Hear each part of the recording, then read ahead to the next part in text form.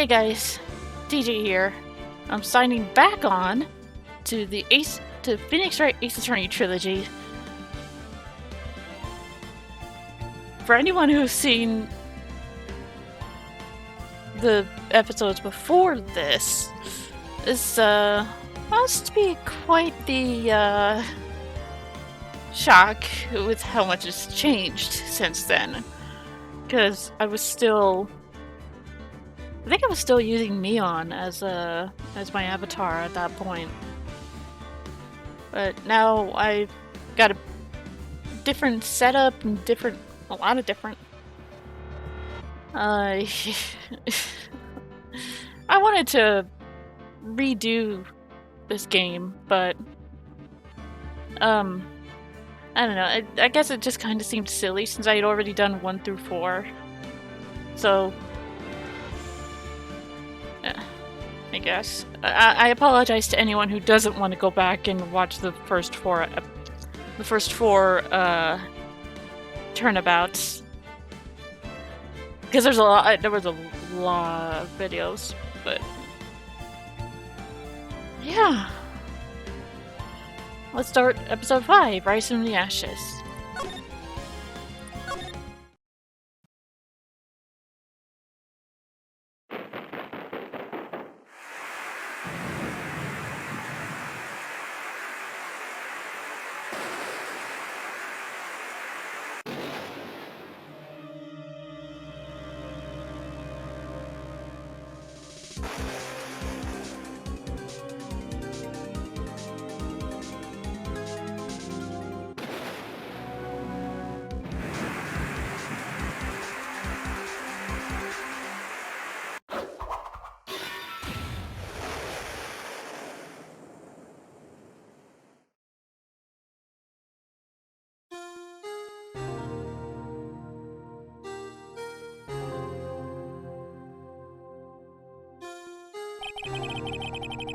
It's been 2 months since Maya left the office.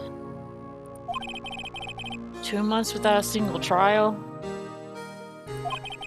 I've had offers, but none I took. That is, until the day that girl showed up. February 22nd, 10:02 a.m. Wright & Co. All offices.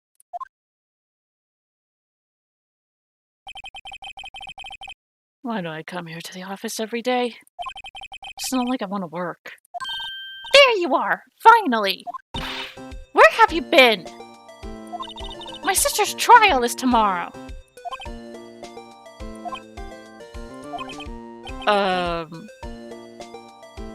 Who are you? It doesn't matter who I am. It only matters who you are. The famous defense attorney Mia Fey.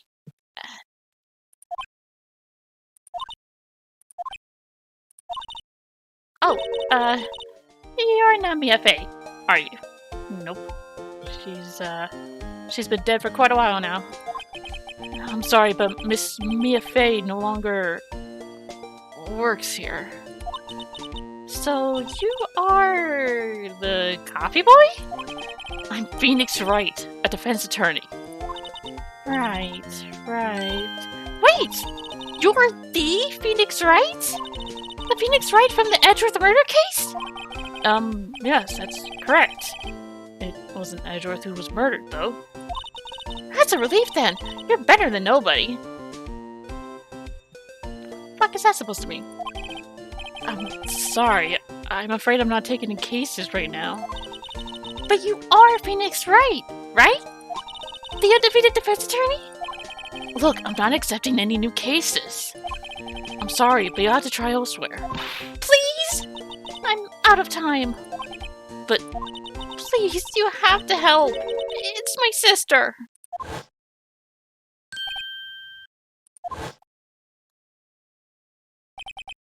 Maya?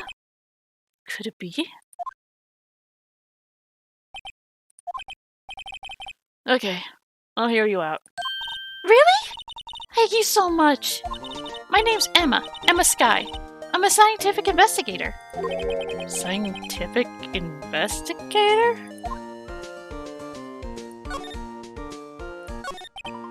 Emma, was it?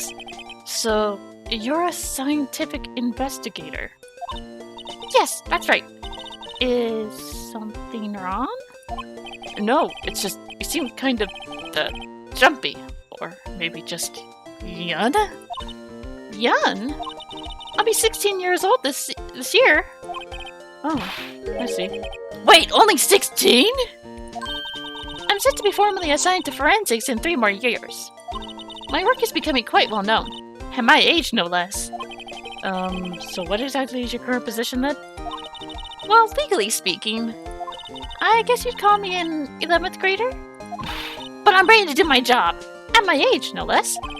Great, another future professional in training. So you want to be a scientific investigator when you grow up then? Excuse me?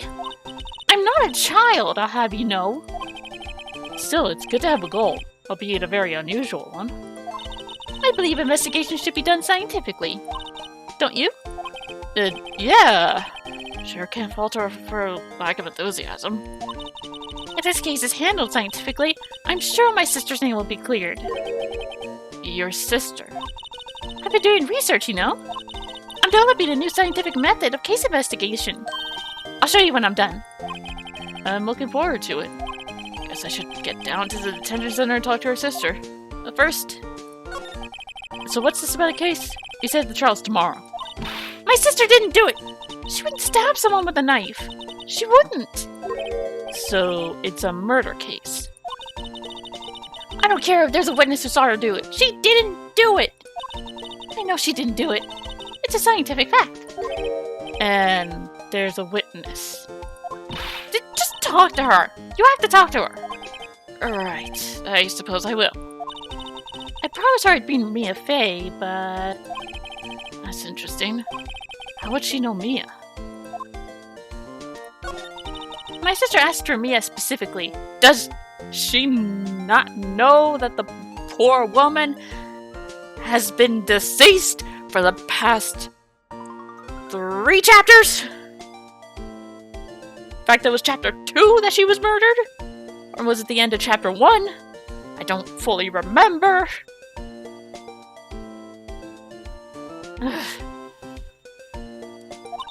This Mia Fey person was a few years below her in school. So they went to the same school, huh? She always told me to go to Mia if I ever needed a defense attorney. And, well, I need one. Incidentally, Mia is a woman. Now that you mention it, I guess it is more of a woman's name than a man's. Well, it's nice of you to help your sister out like this. You must be close. Well... Actually, when she gets like she is now, I kind of hate her. Huh? But she's my only family. Your only family? What about your parents? They died in a car accident when I was little. Oh. I'm sorry. Alright. Let's go talk to the sister. February 22nd, Detention Center, Visitor's Room. Wonder what's wrong with Emma. She got quiet all of a sudden as soon as we arrived. Guard, I thought I told... Guard... Oh, sorry, that's not me. That's not Emma. I almost called her Mia. That's not Emma. It's gotta be her sister. Guard, I thought I told you I didn't want visitors. Sorry, ma'am. It's just your sister. No excuses. Or did you not want to raise this here, Understood, ma'am. What was that about? Jesus Christ. Hi, Lana. Funny. I seem to remember specifically telling you not to come here. Perhaps my memory is failing. Look, I didn't want to come here either, okay? But your trial's tomorrow and you still don't have a defense attorney. I'll be the one in court tomorrow. This has nothing to do with you, Emma. Isn't that right, Mr. Wright? Hey! How do you know me? Mia mentioned you. I've heard quite a bit. I'm sorry. What exactly is it that you do? My name is Lana Sky. I'm chief prosecutor for this district. You're a prosecutor? Two sisters, one a lawyer. Could this be a coincidence? Yeah. The same thing happened with Mia and her sister. One's a lawyer, the other was a psychic in training. Emma, Lana, I mean, they're just like... Is something wrong, Mr. Wright?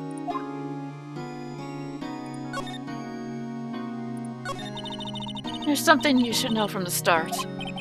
Which is... The suspect in this case has confessed to the crime. Huh? Wait! But the suspect is... Me. I did it. Well, Mr. Wright? Well, why don't you begin by telling me exactly what happened? The crime took place yesterday, February 21st at 5:15 p.m. That's quite specific. It was in the witness's deposition. A witness clearly saw me committing the crime. My, that was a bit of bad luck, wasn't it? The crime took place in the underground parking lot at the prosecutor's office. The body was found in the trunk of my subordinate's car. The prosecutor's office, huh? In your subordinate's car trunk. Classy. I was arrested on the spot, caught red-handed, as it were. That's just great. So who was the victim? An investigator with the police department. I suppose the correct term is detective. A detective? Death was due to a loss of blood. He was stabbed once in the stomach. By... you. Death wasn't immediate, but the wound was fatal. I see. Allow me to repeat myself, Mr. Wright. The victim was a detective. You know what that means, don't you? Uh-oh! What? Mr. Wright, what does it mean? Well, it means... The police department will consider a matter of pride to have me found guilty. Oh, yeah. They will use any means at their disposal to do so. This case gets worse and worse with everything I learn. So, you're the chief prosecutor? That is correct. I'm responsible for overseeing every trial handled by prosecutors in this district. I make sure the prosecutors have what they need to do the job and manage every aspect. Those are my responsibilities, in a nutshell. That's an awfully large nutshell. Still, I'm a little surprised. I would think you'd recognize the district's chief prosecutor, Mr. Wright. Huh? In fact, it seems impossible you wouldn't. What happened to your hand? Lana? What happened to your hand? Yes, thank you! Oh, this? I cut myself by accident. When I stabbed him, that is. Did you hold the knife by the blade? Huh? I am not very good at being a criminal, I suppose. How am I supposed to defend this? Time to change the subject. Wait, she was in the class ahead of Mia, wasn't she? You were in school with Mia, correct? A few years above her. Emma told you that too, did she? Well, why not? I did drag him all the way here from his office. Although it seems he has very little in common with Mia. Hey! Just hey! It was in law school. I was in my 3rd year and she was auditing the class. She was different than the other students. Different. She was strong. She'd do anything to become a defense attorney. Anything. That was probably why she was attracted to me. Excuse me? Intellectually attracted. Lana was top of her class at school. I was the best there was. So much for being humble. Oh. I'm doing pretty good in school too, by the way. It sounds a bit different when Emma says it. Well, Mr. Wright? Excuse me? As you can plainly see, I'm admitting my guilt. I think it's safe to say there's no way you can take this case. None. But Lana! Why? Why are you doing this to me? You never think of anyone but yourself. I know you didn't do it, Lana. I know. So how can you say you did? If I lose you, I'll be all alone. I hate you, Lana. Mr. Wright? Yes? I believe our discussion here is ended. The rest, I leave to you. You mean you're requesting my services as your defense? Don't lose any sleep over it. Your client has confessed, after all. The case is over. Alright. I'll do what I can to get to the bottom of this. Lana's confessed to the crime, yes. Something doesn't fit. It's that look in Emma's eyes. There's something else going on here. And I'm going to find out what. I'm sorry, Mr. Wright. About what? My sister. She's not always like that, you know? I just never expected to be defending another prosecutor again. She's changed a lot. She used to be so gentle, always smiling. Everybody liked her. I see. Sorry, but I'm having trouble imagining that. What happened to her? I don't know for certain myself. I think maybe she... Well, maybe not. Sounds like there's something to that Sounds like there's something there that defies a simple scientific explanation. Let's go check out this underground parking at the prosecutor's office, shall we? Okay. So now we begin our investigation. February 22nd, prosecutor's office, underground parking lot. So this is the law where it all happened. Looks like they're still investigating. Funny that my first visit to the prosecutor's office should be like this. Hey, everyone! Keep up the good work! Hey, what are you thinking? Well, they aren't going to be my co-workers 3 years from now, after all. No harm in saying hello. Actually, there is. You know, attorneys aren't supposed to examine crime scenes. I'm trying not to stand out too much here, see? Hey there. You expecting to go unnoticed, dear partner?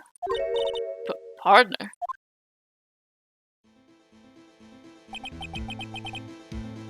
What do we have here? Looks like a bambina got loose from the ranch and is up to no good.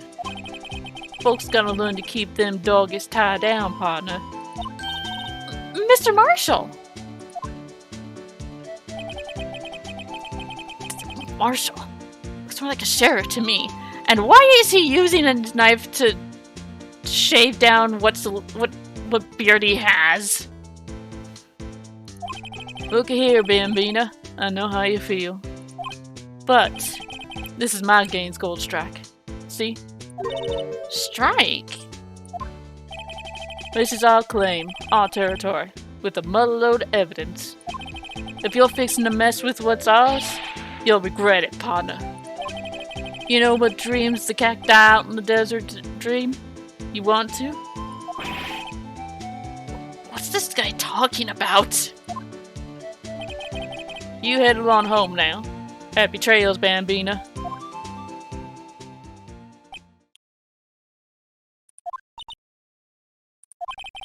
Was that a hombre? A friend of yours? Kinda? Sorta? Yeah. He's a detective. Who thinks he's a sheriff from the Wild West, it seems. Alright. Let's begin examination. Starting with that. What's this? A wallet? Excuse me, officer! Wait! What are you doing, Mr. Wright? What am I doing? I just found this wallet, so I'm handing it over to the police. I don't believe it. This is real basic. anything at a crime scene is evidence. Let's be scientific about this, please. Just put it in your pocket. How is that scientific? Sounds like theft to me. Well, it's hastily been stuffed into the pocket. I'm called to duty already, and at my tender age. Here, I'll teach you the trick to examining evidence in detail, okay? By the way, her eyes are sparkling. I can tell she's been waiting for this.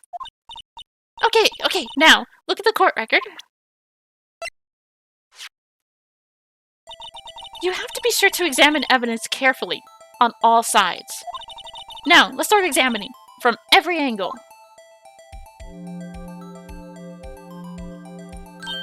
Oh, look, I think there might be a clue here.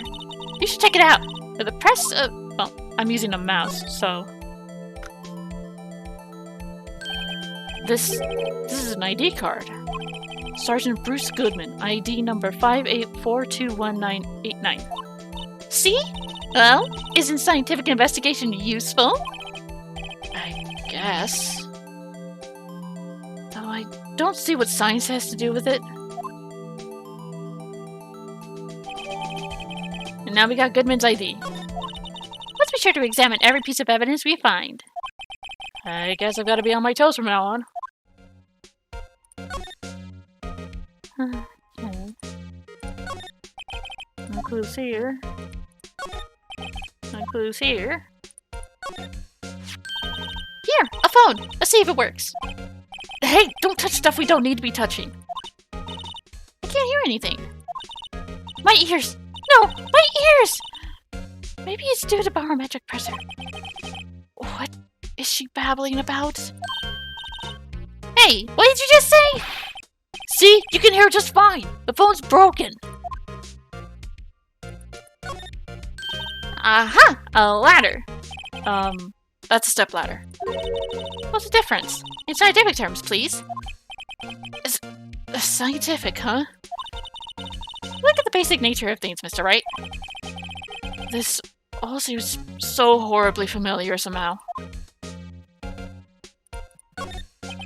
Who's here?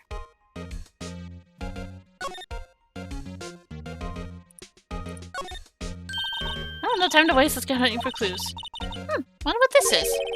Well, partner, looks like you got no intention of going home quietly. Sheriff. Like I said before, this here's our claim. You'd best be moseying along, unless you're fixing to bite the bullet. You're scary. Could you just tell us one thing? Who owns that car? Well, the little filly's got a good nose on her. You'd want to know who rides that red Mustang with the body in her saddle, eh? Please! No problem, partner. About time for videos anyway. Get yourself to the saloon up on the 12th floor of the prospector's office. Might just find you a cerveza if you like. Prospector's office? Where does this guy think he is? And when, for that matter? Note to self. Look up Vittles Saloon Cerveza. Maybe we should check out room 1202, the High Prosecutor's office. In any case, stay away from the car. You can look around here all you like, just keep your paws off our claim. Right. Great. Great! Maybe there are some clues around here, Mr. Wright. Let's check it out. Excuse me? Were you two all set? Us?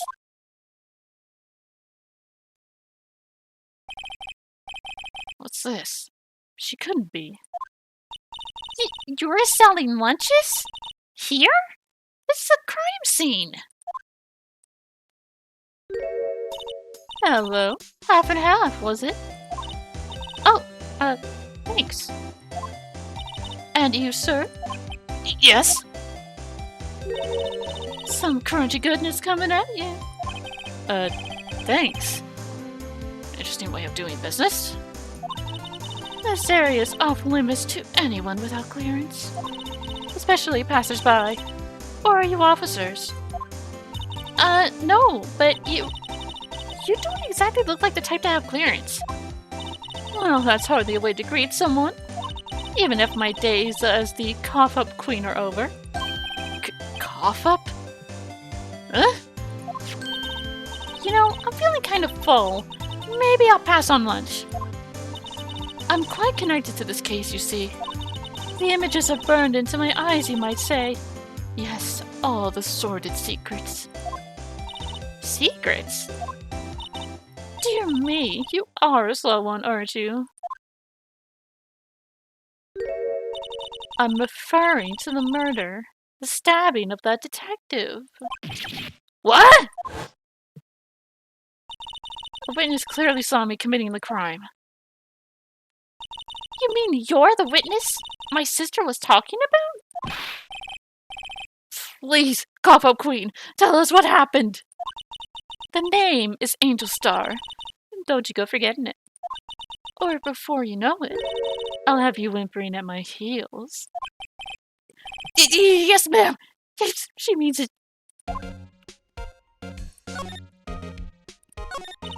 Somehow, I knew.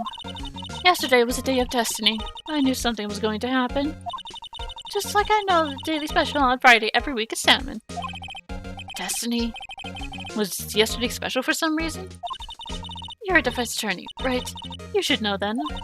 You should know the foul misdeeds of the evil ones who haunt this den of inequity. Evil ones? Prosecutors! They have no qualms at all about blackening the name of innocence. And yesterday they paid homage to the most evil one of all. They gave an award for king of prosecutors. What a farce. So she's saying there was some sort of prosecutor convention yesterday. I was almost compelled to lace their lunches with something foul. Do you have a personal grievance against prosecutors or something? Or is there some kind of scientific evidence of this, evil? Young miss, mock me at your own risk. You'll soon find out why they call me the cough-up queen. Ew. The most heinous of all the evil ones, the one they awarded yesterday. It was in his car they found the body. Proof that he devours the evilest lunches of all. Really? Really what? I'm totally confused. One thing's clear. This lunch lady has a thing against prosecutors. So, what exactly was it that you witnessed, Miss Starr? It was a fascinating spectacle, to be sure.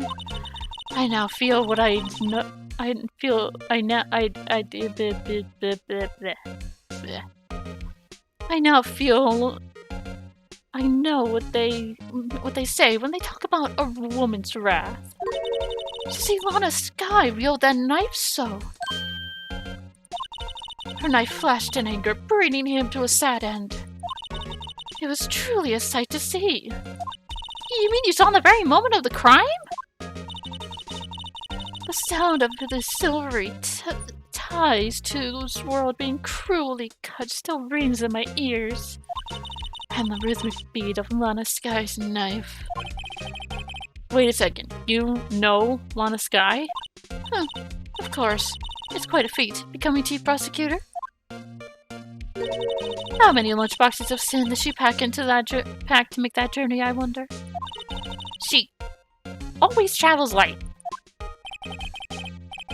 Now, why would this pretty lunch lady know the chief prosecutor's name? Could we ask you a bit about yourself, Miss Starr? I come here every day to sell lunches. I import only the freshest and best from the Far East. For some reason, the box lunches are a hit here. Why not make the lunches here rather than import them? Did you say something? No. Only true connoisseurs can understand. The kind you can only tell someone who has tried General Tso's Trilobite lunch set. Never mind. You win. I don't even want to appreciate part of Trilobite's flavor. Anyway, I come here to sell every day to sell lunches. My boyfriend works in the security room here at the prosecutor's office. Your boyfriend? See the security room over there? The glass-walled booth? I saw my lunches, and since I'm here anyway, I drop in to see him. Since you're here anyway, I guess selling lunches is more important than romance? So the scientifically analyzed studies are available so far. You, Miss Star, are a lunch vendor with an ulterior motive for coming here. Useful analysis. Not. Did you have a bad experience with the prosecutor, Miss Star? I sense some hostility. Hostility? Perhaps. Prosecutors are all alike, and the bigger they get, the worse they smell. Kind of like 10-day-old clams in the chowder. I wonder if Miss Star was involved in some sort of legal trouble in the past. That'd be a sure cause of food poisoning. Scientifically speaking, of course. I mean, now that you're talking cop-up queen. I thought she was just a lunch vendor, but now I'm not so sure.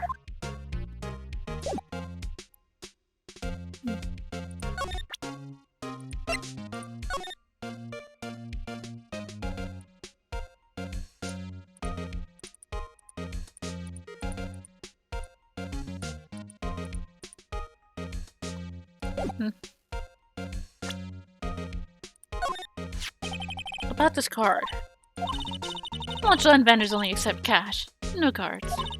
Especially not a card belonging to someone else. No, this isn't a credit card. It's an ID card. Belongs to a detective. And you're showing this to me, the lunch lady? Why? It's like showing a fine honeyed ham to a detective. Why do I feel like I'm always being mocked? Huh? Might as well head to the High Prosecutor's office. Check out there. February 22nd, High Prosecutor's Office, room 1202. This is the kind of room that just screams, I can do the job. Quite a change from your office.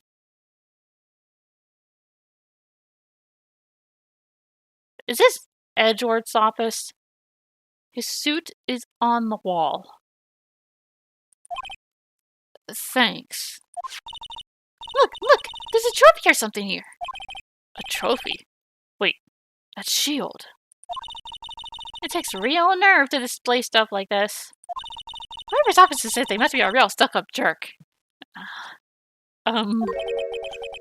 Phoenix Wright. You never tire of prying into other people's business, do you? That voice. Hey, Edgy! Been a while. Long time no see, Edgeworth. Huh? Ah! Mr. Edgeworth! You know him from somewhere? Of course! I'm his biggest fan! My sister introduced us once and... Right, her sister's the chief prosecutor after all. Well, what brings you here? I'll warn you, I've been known to be a real stuck-up jerk. No! Did I? No! It was just Mr. Right here! Hey! Don't blame me! We're just here to investigate a murder case. Murder? A body was found in this nasty, bright red sports car in the parking lot. That would be my car. What of it? Ah! Your car? I'll say one thing. She certainly can scream. So the body was found in your car. Go ahead, say it right. You think I did it, don't you? After you went through all that trouble to help me last year, no less. No, we don't think you did it! I mean, it was my sister who stabbed him. Wait, no, she didn't do that. I mean... Wait. So you're the chief prosecutor's little sister, then? Yes, sir! Emma Skye. It's nice to meet you again. No, that didn't sound forced at all. Oh, now I remember. You've... really grown. I'll admit, it was a surprise for me, too. To think that my own car would become the scene of a murder. More surprising still, I'm being forced to prove my superior's guilt. I can understand. Wait, what did you say? Milana Sky is the chief prosecutor, the top prosecutor in the district. She can't prosecute herself, so I'll be the prosecutor at the trial tomorrow. You? Mr. Edgeworth? To be honest, it's a bit of a miracle I'm still here at all. What do you mean? Rumors. You've heard the rumors about me, haven't you? Miles Edgeworth. It's hard to remember a time when there weren't rumors about this guy. Forging evidence, arranging false testimony, legal searches, you name it.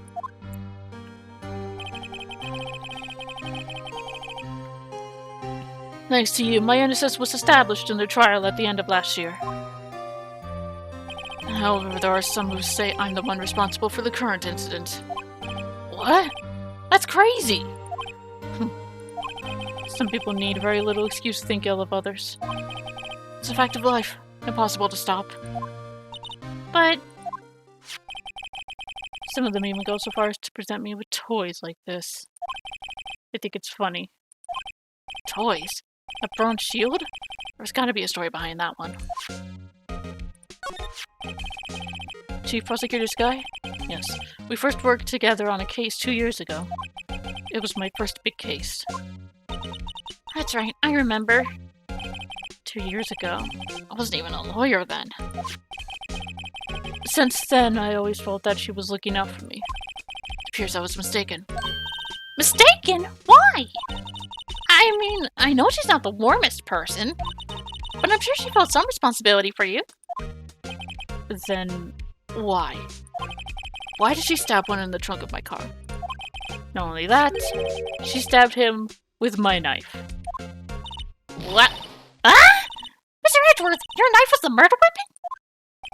To be specific, it was the knife I keep in the toolbox in the trunk of my car. And we got that.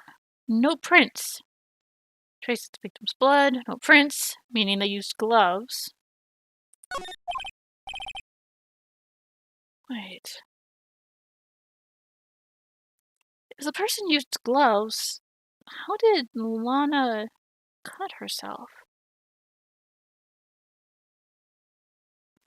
Now again, there's the interesting theory that she stabbed him holding the blade, but I don't know how well that would work. Edgeworth? What? Are you sure you didn't do it? Come on, can't you take a joke? You have a strange sense of humor, Mr. Wright.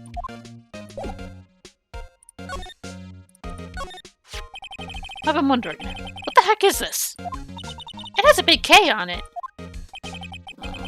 Prosecutors. Huh? What's that? It's the King of Prosecutors trophy. King of Prosecutors? It's a great honor. They send that shield to the best prosecutor each year. What? So? So that K, that's... K stands for king. Yeah, you got a problem with that? I didn't design the thing. King of Prosecutors. Kind of like Employee of the Month. Only better.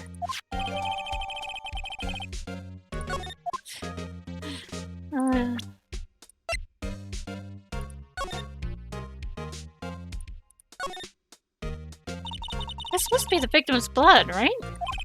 Either that or Edgeworth cut himself peeling an apple.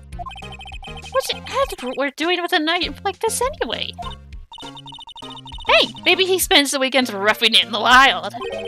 Edgeworth? In the wild? I think my fruit peeling theory is more likely. Are you kidding? I always pictured him as an outdoorsman. Oh, there's a scary thought. Okay, so the only thing we have is the blood.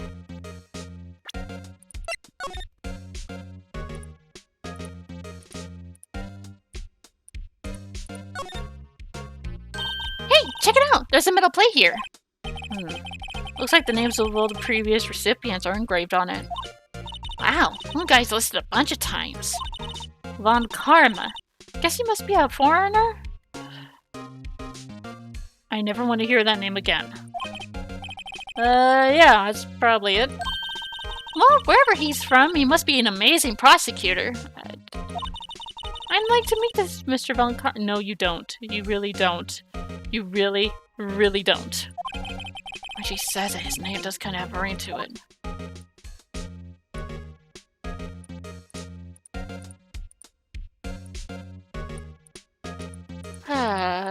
So this was Von Karma's trophy before. Hey, a chessboard! I'm not too up on my chess, but it looks like blue's in a bit of a tight spot. The red knights have surrounded the blue pawn. Huh? Those horses are mounted knights. Their swords have really sharp edges. And check out that poor pawn. His head's kind of spiky. Kinda reminds me of you. Mr. Edgeworth must be an avid chess player. What's wrong, Mr. Wright? Edges surrounding a pawn with spiky hair. Nah, it's nothing. Work desk. It's quite tidy, as one might expect. What a nice desk! Easy to use and easy on the eyes. It's polished so well that I can see my own reflection. Strange. Oh, why did I just picture Detective Gumshoe? Maybe I'll take that name plaque as a souvenir. Don't. He'll sue you.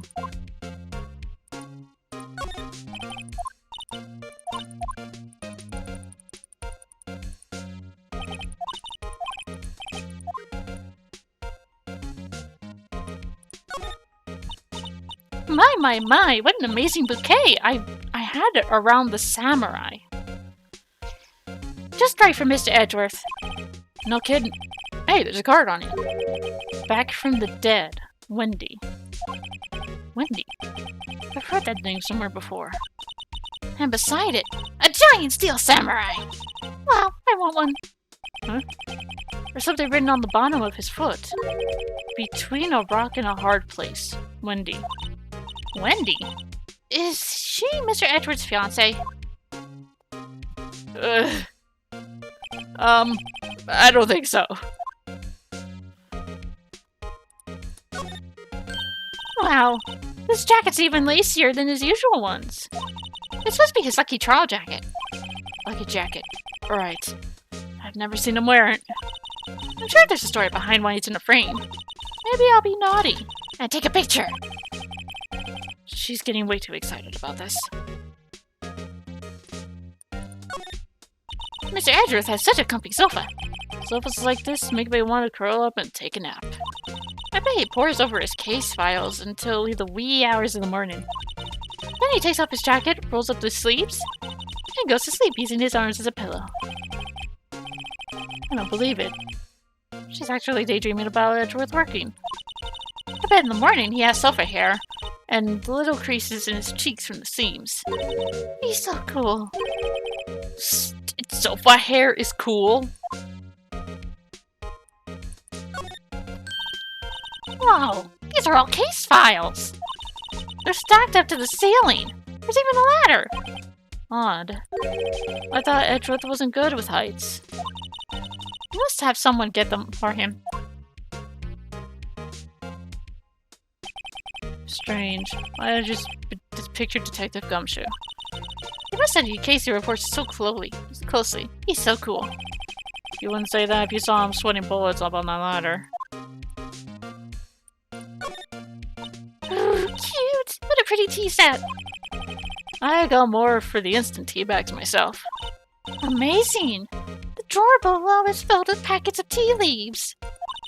They're all sorted by place of origin and flavor. Look at this royal blend! What an exquisite, splendid concoction. There's such a thing as taking a hobby too far. Whoa! What a view! Must be nice to have an office on the 12th floor. I guess you would feel important. Incidentally, for you to jump out this window, the time until impact with the ground would be... Got it! Approximately 3.23 seconds. That's handy to know.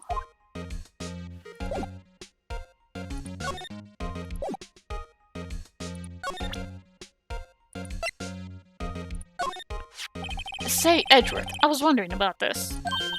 Mr. Wright? Huh? What? Are you sure you should be showing that to Mr. Edgeworth? Oh, he'll take it for sure, won't he? I wish I could be on the same side as Mr. Edgeworth. But then my sister would be found guilty. If she sighs any deeper, I'm gonna start getting depressed. Never mind then.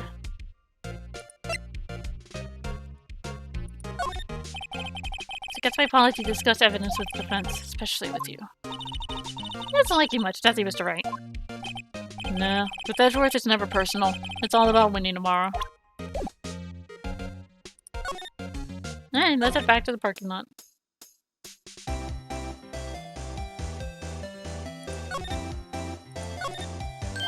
Look! A door! That must mean something. I'm not sure the doors mean anything. No, it won't open! A mysterious lock! I fail to see what's mysterious about it. Mr. Wright, you need to learn to enjoy life more. Let's finish our investigation then, first, shall we?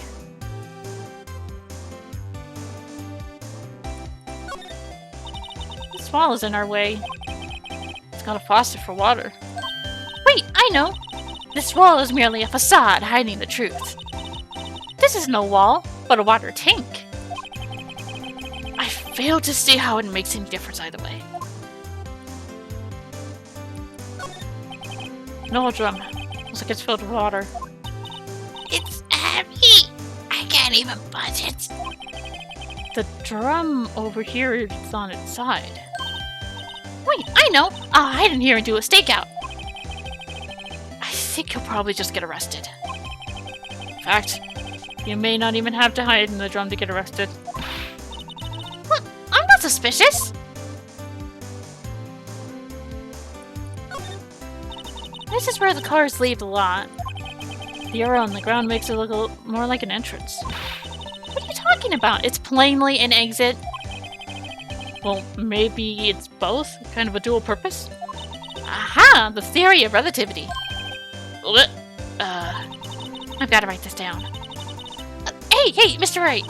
Maybe, you know, was Mr. Relativity German or was he British? Mr. Relativity? Are you sure that was his name?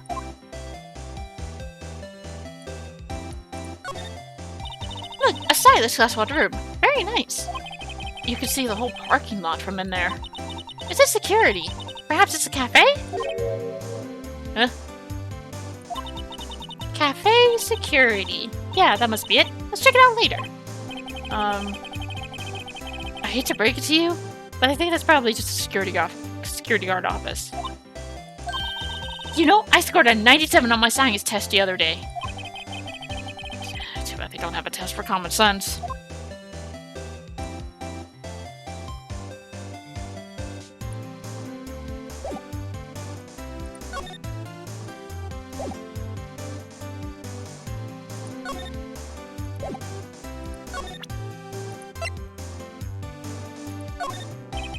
Could you take a look at this?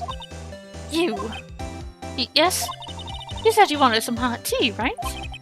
No, but thanks. Shouldn't even look at it. You must have to brew the leaves for a long time to get rich flavor like this. We pre-infuse the leaves with steam before brewing. I knew it! So that's the secret to their aroma. Exquisite. The only thing I'm smelling here is wasted time. Could you take a look at this?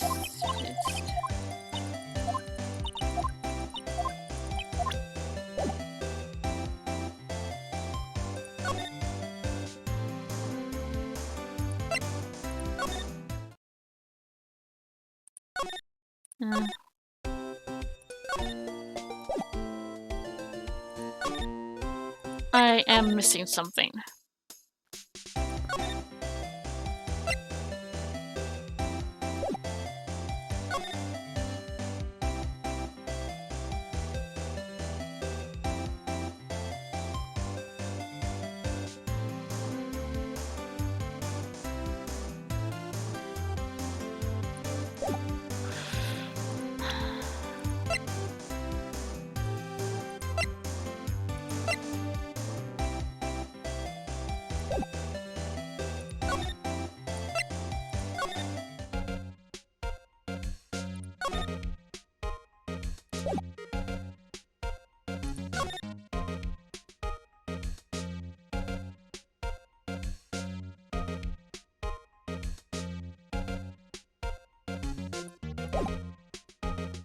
What am I missing?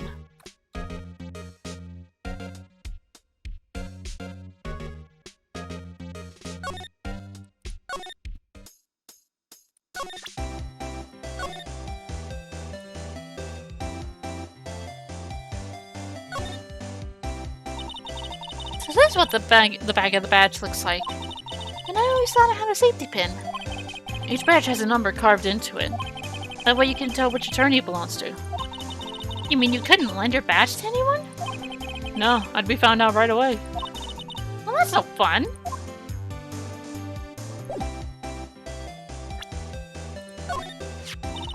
A defense attorney must be able to fight. How about you? Do you think you can win? How about tackling Lunchland's Pickle Supreme lunchbox? Wow, it's really crunchy. Box of pickles? Kind of a sad lunch if you ask me.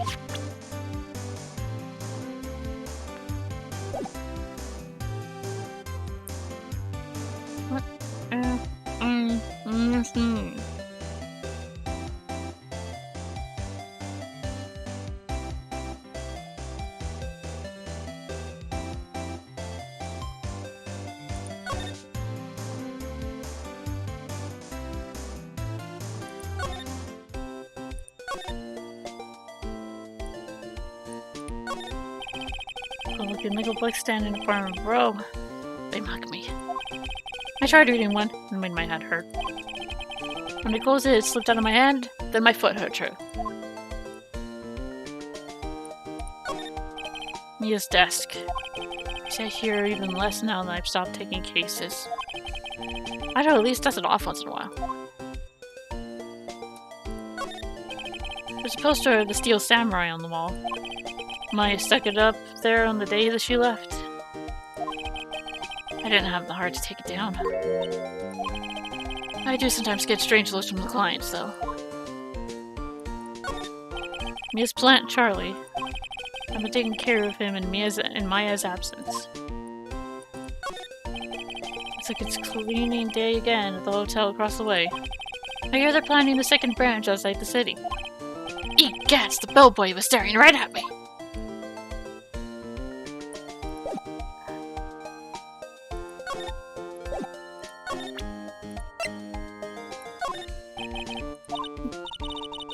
That defense attorneys have a tendency to want to show people things. This is a behavioral study of lawyers? Ugh. What am I missing?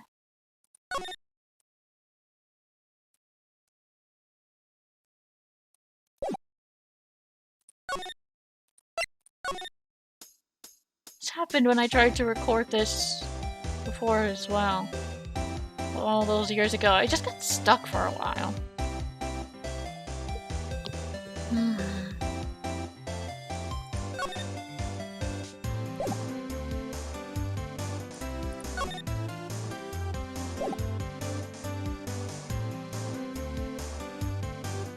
Presenting does nothing for her.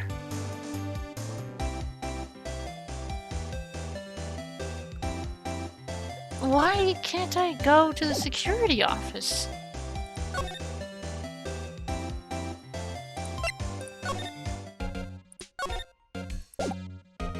Hey, can you let me into the security office? I'd be real grateful.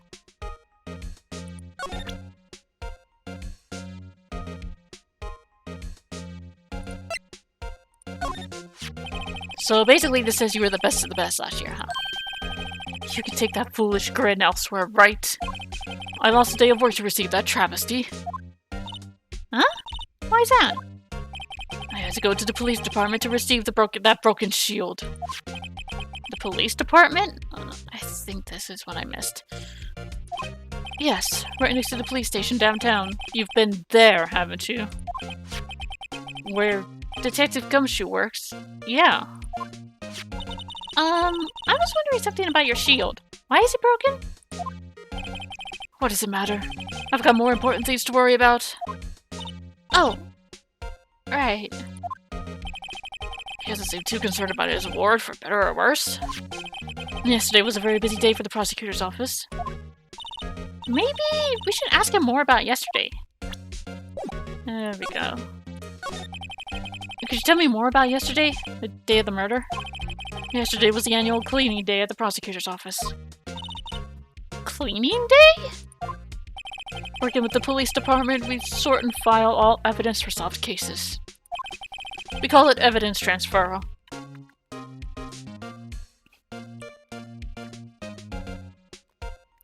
Keep yourself hydrated while doing these types of videos. Wiping your hands of old cases, in other words. Oh, and another thing. The ceremony was held at the police department. There was an annual review and awards for outstanding police officers and prosecutors. And that's when you got the shield. I was at the police department yesterday afternoon. Got back here at 5:12.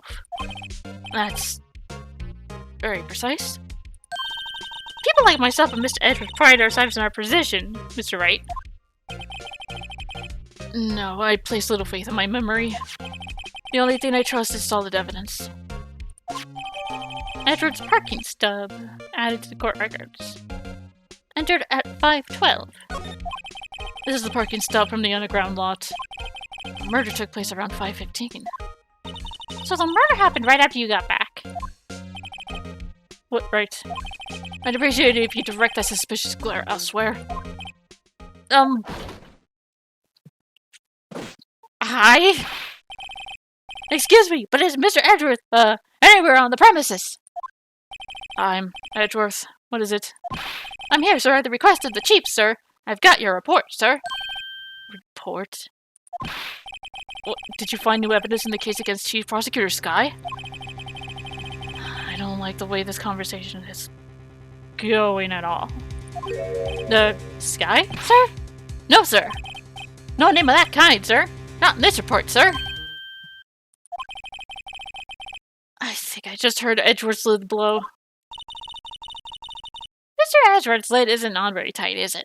I made a clear request to the police department, did I not?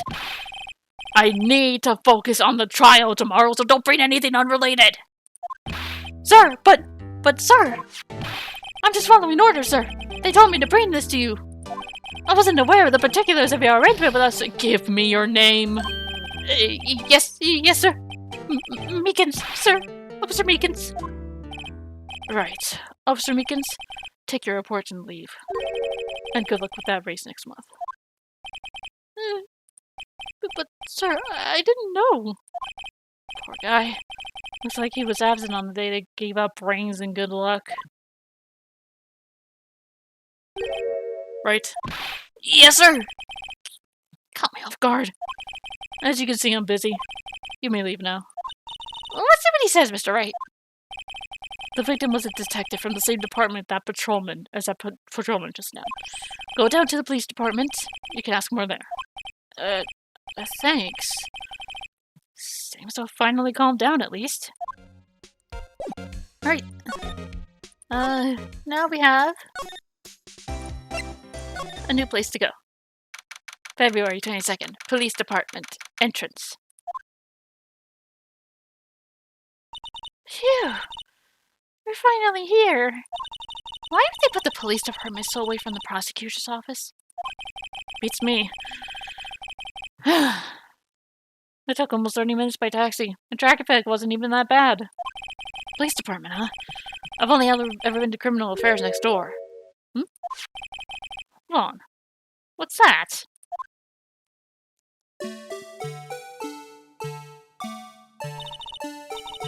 Disturbing. Why does it undulate like that? Oh, wait, I know. This is the Blue Badger. They're trying to make him the police mascot. Wow, Mr. Wright, you sure know a lot about the police. Still, he does seem familiar somehow. Forget the Blue Badger. Who's that next to him? Someone appears to be dancing with the Blue Badger. Gumshoe. No doubt. Sure is running over here fast. Hey, pal! What are you doing here? Hey, Gumshoe. How you doing? That's my line, Detective Gumshoe. Specifically, why were you dancing over there? What? Well, at least it doesn't seem to be busy. It's our chance to get information. Hey, I'll have you know I'm a very busy man, pal. I'll give you one word of advice, pal. You'd better not agree to defend the suspect in this case. Why not? Huh? Well, it's just that the three prosecutors confessed to the crime. She says she summoned the detective to the prosecutor's office and she killed him. But what if she's not telling you the truth? Yes, well... No, come on, pal. There's plenty of evidence against her. But what if the evidence was faked? Hey, pal. Can I speak to you for a second? Huh? Me? Why is this little girl so peeved at me? She's a relative of the suspect. She's Lana Sky's sister. Whoa! The chief prosecutor's little sister! Just please investigate this case carefully, okay? Scientifically? Yes, sir! Oh, by the way, you might want to keep your voices down. You don't want to be overheard using words like faked. Huh? It's a sensitive issue with us these days. So, what are you doing here, Detective Gumshoe? Me? No, well, nothing really. They kicked me out of criminal affairs. Detective Gumshoe, what did you do this time? What do you mean this time? Then, what happened? I know things are busy right now. I mean, with my sister's case and all. It's true. We've never had a chief prosecutor murder anyone before. Only the highest ranked people are being led into criminal affairs now. The lowest ranking guy in there is our chief of detectives. They're not letting any of us rank and file detectives in at all. None of you? I know this is an important trial, but isn't that a little odd? So anyway, I thought I'd spend the day getting the Badger Dance down pat. Is there anything else you could be doing? The chief of police himself is directing this investigation, pal. And Officer Marshall was assigned to the underground parking lot. Officer Marshall. Now that I think about it, Emma did seem to know that Marshall guy. Patrolman in charge of a crime scene. It's unheard of, pal! Well, I can tell someone is peeved about that. The detectives in there look pretty busy. Just imagine, right now, behind those doors, a police drama in action! Somehow the thought fails to excite me. Look, the patrolman is the other guy. Must be a detective. And the police said, "Hey, you do that, your soup will get cold, buddy." That's hilarious, sir. I laughed so hard I cried. I guess he wasn't saluting. He was wiping tears from his eyes. Make a good pair. Mr. Wright, do you know why patrol cars are painted black and white? No idea. Why? Well, I think they're designed after a panda. A panda? I don't have any scientific proof. It's just a theory. Do you mind me asking how you came up with that theory? It was when I was on a school trip. I saw a patrol car and it came to me. We had just been down to the zoo, see? What about zebras? Or did they not have those at your zoo? Ben here is announcing the crime-fighting campaign. Nice slogan. I wonder if they'll be selling fingerprinting sets. I don't think it's that kind of campaign. What family wouldn't want a set at home? It's good for finding out who snuck into the cookie jar. I think most families can figure that out without any extra help. I was wondering about that. What? There's a blue badger? It's my masterpiece. You made this, Detective Gumshoe? The chief threw together some designs and I just did my thing, pal. Nice work. It's battery powered, so it can go anywhere. There's no switch, so it just dances until the battery dies. Poor Blue Badger. Fated to dance until he drops. Blue Badger panel and added.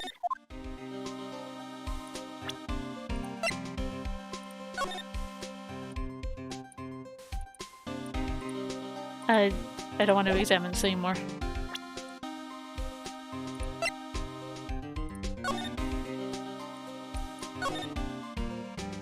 Miles Edwards, 1712. It's stated the day of the crime. The murder took place 3 minutes after Edgeworth parked his car. If only he was held up at a couple extra red lights, he wouldn't have been caught up in this whole affair. Perhaps. Just goes to show that you never know what'll happen when you run a yellow light.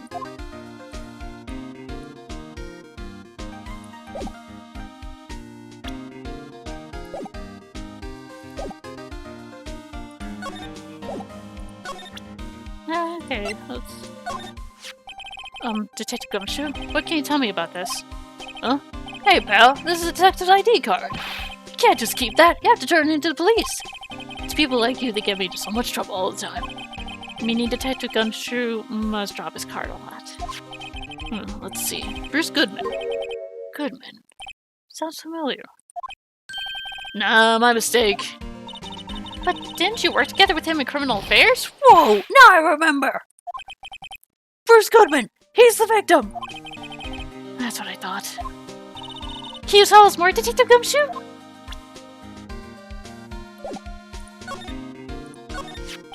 So this ID card belonged to the victim. He was a detective like myself. Detective Bruce Goodman. Don't you think it's strange? I mean, why would the victim's ID card be lying on the ground where we found it? Well, Detective Goodman should have been at the police department yesterday. There was an evidence transferal for a case he handled 2 years ago. Evidence transferal? Mr. Edgeworth mentioned that too. But Detective Goodman was killed at the prosecutor's office. Well, that's the thing.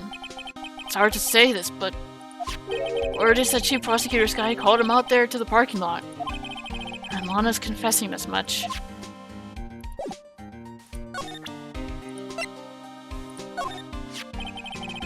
Found in Mr. Edgeworth's car, stabbed with Mr. Edgeworth's knife, huh? What would drive chief prosecutor's guy to do such a thing? Wait, I mean, sure, of course, someone else really did it. Someone who must have a grudge against Mr. Edgeworth. The car and the knife do seem a little too well organized to be a coincidence. Yeah, really. Poor Mr. Edgeworth. What could have happened? I have to find out a little more about what's going on with Edgeworth. Hey, that's it! That's the kid of prosecutor's award that Mr. Edgeworth got yesterday. Were you at the award ceremony, Detective Gumshoe? Of course, pal. I got an award for diligence myself. Ah. Congratulations. I was wondering, why is the award a shield? And why is it broken? Oh, there's a reason. I'll tell you what it is later. Apparently he's forgotten. Well, I was proud of Mr. Edgeworth for winning that award. Even with all the naysayers in the prosecutor's office. Naysayers? Must be because of the rumors.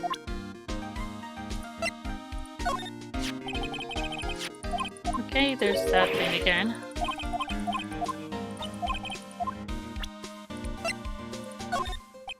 As a detective, I have to keep my mouth shut on that one. I know better than to go blabbing on about things I don't know about. No, I wouldn't want you to do that either. Good. He's in a tough spot again. Again?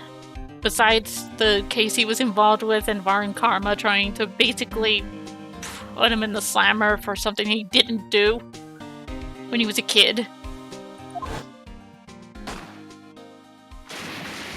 And then there's that, yes. Well, it all started with the murder of the defense attorney, Hammond. But Mr. Edgeworth is found innocent! Listen, pal, there have always been rumors about Mr. Edgeworth. Forging evidence, making deals with witnesses. Nothing outright, but there were always whispered rumors. And ever since he was accused of murder, no one's whispering. They're practically shouting. But there's no evidence against him! Oh, Mr. Edgeworth has always had unusually strong ties to the department higher-ups. It's only natural that people would be suspicious. I had no idea he was under the gun. Anyway, this latest case has started a new rumor. People say the only reason he took this case is because he's aiming for the chief prosecutor position himself. What? But I know the truth, pal. Nobody wants to be the one who has to prosecute the chief prosecutor. Mr. Edgeworth is biting the bullet on this one. He's doing this for all of us. And that's all I know about that. I'm not officially on the case, you know. Thank you! Why aren't you handling the case, Detective Gumshoe? We met the guy who's... What's his name? The guy in the parking lot? That'd be Officer Marshall. He was appointed directly by the Chief of Police. Officer Marshall. Is he some kind of Wild West sheriff or something? No, Jake. Marshall's just a regular officer. From West LA. For a moment there, I wasn't sure. Look, pal. Let me try to make things easier, a little easier for you. Show them this and they'll let you examine the crime scene. Maybe. Letter of introduction from Gumshoe himself. Won't be surprised if this gets us anywhere. Just act like you're supposed to be there and nobody will look at you twice, pal. Thanks, buddy. Do just that. February 22nd, Prosecutor's Office, underground parking lot. Looks like the investigation is still going. I have to be getting back to the shop. Sorry, looks like I'll be stuck in this pit till the sun sleeps. I'll see you in my dreams tonight then, baby. Oh, still here? Hello. Why the surprised looks? Didn't I mention? I've got a boyfriend in criminal affairs too. What happened to the security guard? Hey, what's wrong, Bambina? You're looking like a doggy that's lost its herd. Jake Marshall. Strange guy to put in charge of a crime scene. Let's talk to him first. There's something I wanted to ask you. Scene of the crime, hold grave for men who've lost their dreams. And me, I'll watch over them as they sleep, dreaming of the desert's harsh judgment.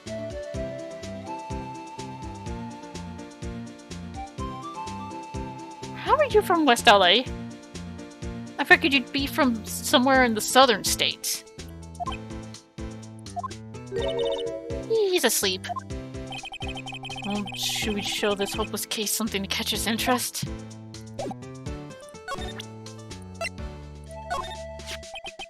Would you mind reading this for me?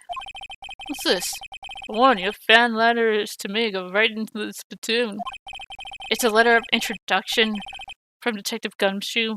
May we investigate? Gumshoe? Ah, the old dog? You holding a birthday party or something? Huh? Look, where it should say letter of introduction, it's his invitation. Ah, I think he just miswrote it. Wait, why am I getting all defensive here? No worries, this proves it's from a Detective Gumshoe. Better than a blood test. Guess I'd better let you in then. Thank you, Officer Marshall. Oh, that's right. He's a patrolman, not a detective. Which reminds me. Hey, wait a sec. Isn't a crime scene supposed to be handled by a detective or higher? Well, folks, clues are calling. Welcome to our gold strike. Be like the settler. Strike out for lands unknown. Manifest destiny. Let's have a hootenanny. Note to self. Police investigations are like settling land. Well, Mr. Wright, what do you say? I say I won't be needing this anymore.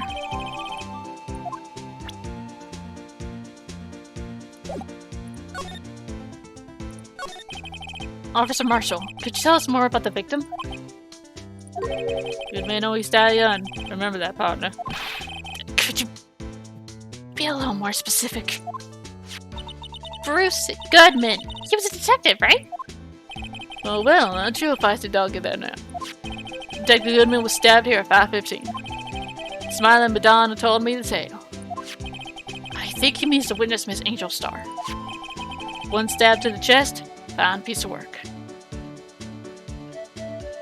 Wait, but she said stomach. This here's the autopsy report.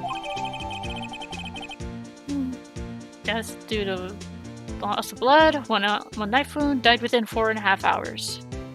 Died within an hour and a half of 4 p.m.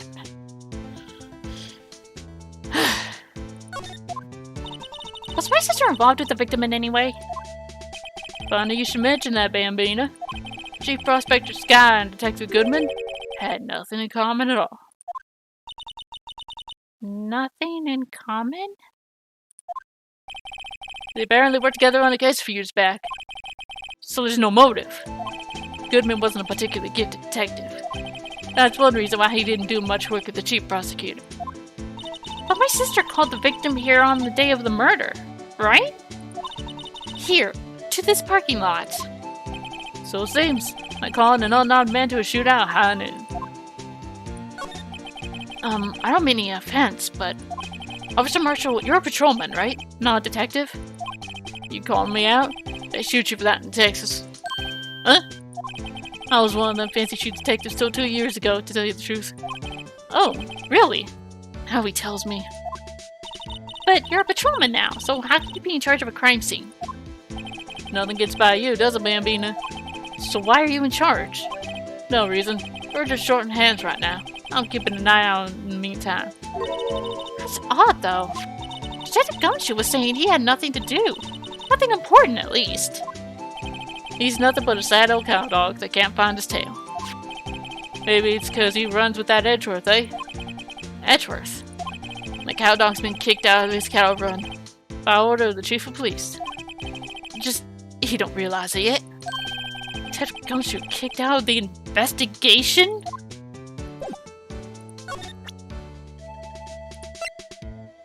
Let's take a look at this.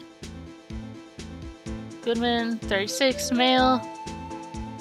February between 4 p.m. and 5:30 p.m. Cause of death from a chest wound. Lena said stomach. So that's already...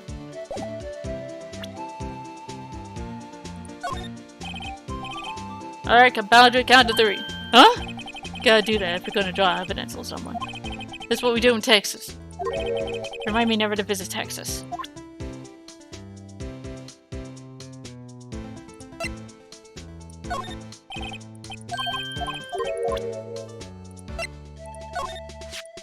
Off 12 p.m. Prospector's bright red steed came in and a trot real slow like. Trot? Mama Donna tells me the crime occurred 3 minutes later. So it seems the chief prospector was lying in wait. Maybe waiting for her prince to ride in on his bright red horse. So what you mean is... the killer intended to use Edward's car all along. Toy shield. Suits the boy well. What exactly could you shield with that? A toy net, maybe? Officer Marshall, don't you have anything good to say about Mr. Edgeworth? You don't like him, right? We get the point. You know, when I was a detective, I got one of these. Let me guess. Did it have a K for King of Detectives on it? Hey, they could use the same shield over and over. Note to self, the prosecutor's office and criminal affairs are surprisingly cheap. You know it. They've gotten cheaper with every passing year, I tell ya.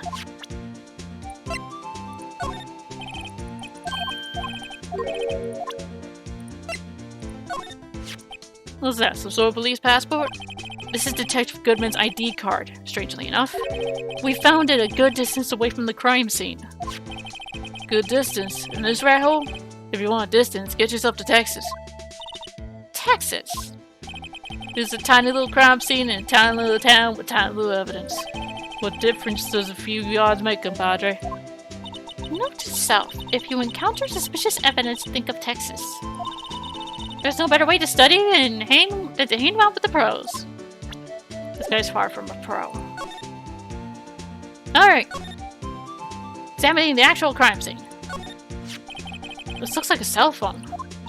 Scientific analysis would suggest this belonged to the victim. I can't think of anyone else it could belong to. What's so scientific about that? Should we check it out? Right. Let's check it out.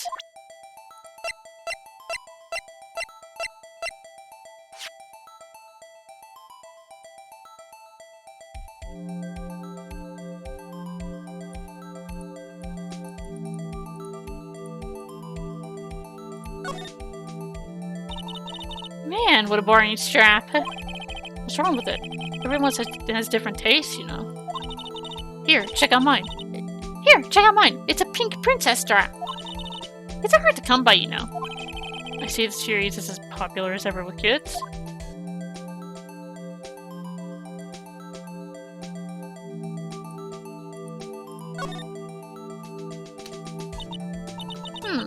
phone's still on the redial screen. Redial? Mr. Wright? Most phones keep a record of all the calls you've made and received. You just press the button to display the last number you called. Convenient, isn't it? I'm surprised you didn't know about it. Sorry to disappoint you, but even I know about things like redial.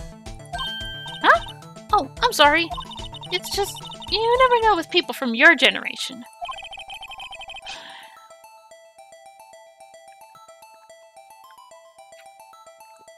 Whatever. Let's check this phone out.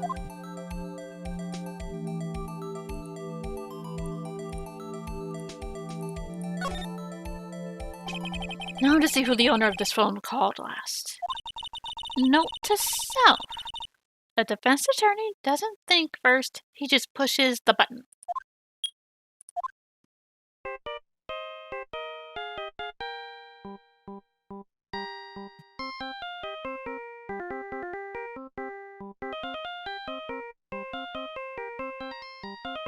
Nice little tune. Hey, that song! I know that song! Hey, what's going on over there? Sorry. I see you, partner. You pressed the redial on that there phone, didn't you? Oh, well, yeah. Whose phone is this anyway? It was on the ground over there. Whose is it? That belongs to Chief Prospector Sky.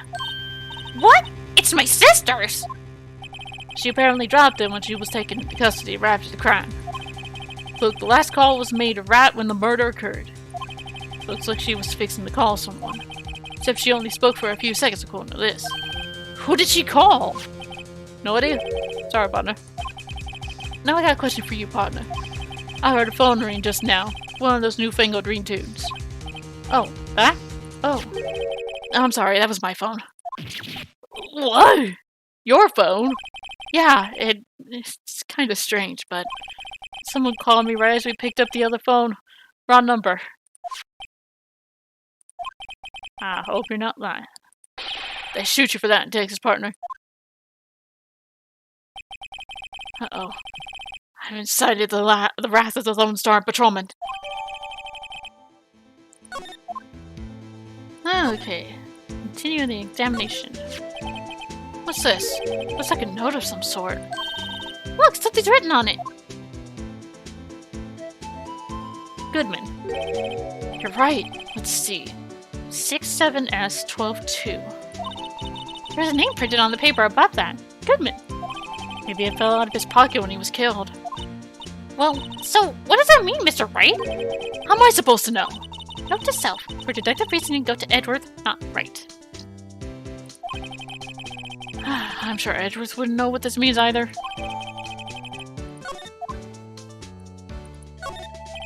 This appears to be the car where the body was found. Looks like the lock on the trunk is busted. The crime took place in the underground parking lot of the prosecutor's office. The body was found in the trunk of my subordinate's car. Quite a luxury car. It just screams, I have money to burn. Yeah, prosecutors get the big bucks. A block. This area is reserved for prosecutors. Defense attorneys are relegated to B block. I dream of the day when I'll be able to park my car here. I'll go over to B block to buy my hamburgers from you, Mr. Wright. I'm not planning on giving up my job that soon. Okay. This rope, is it? Yep. They laid it in the outline of the victim's body. So, wait. The victim must have died when the killer closed the trunk on him. You have got to be the only person I know that would come to that conclusion.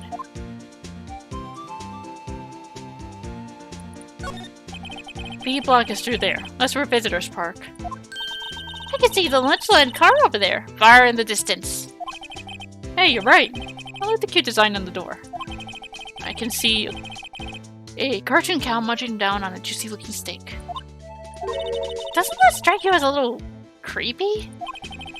Just don't think too deeply about it and you'll be fine.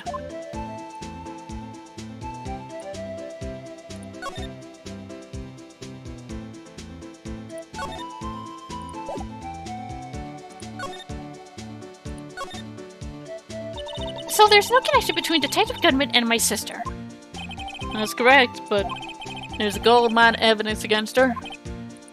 And the prospector tomorrow is none other than Edgeworth himself. I'm afraid your sister's fate's decided, Bambina. Many condolences. Officer Marshall! Yeah, Bambina? How can you say that? You and my sister, you were... Is there something between this cop and her sister that I don't know about? I apologize, Bambina. Something must have gotten to me. Maybe it's that dry wind that's blowing through the prospector's office.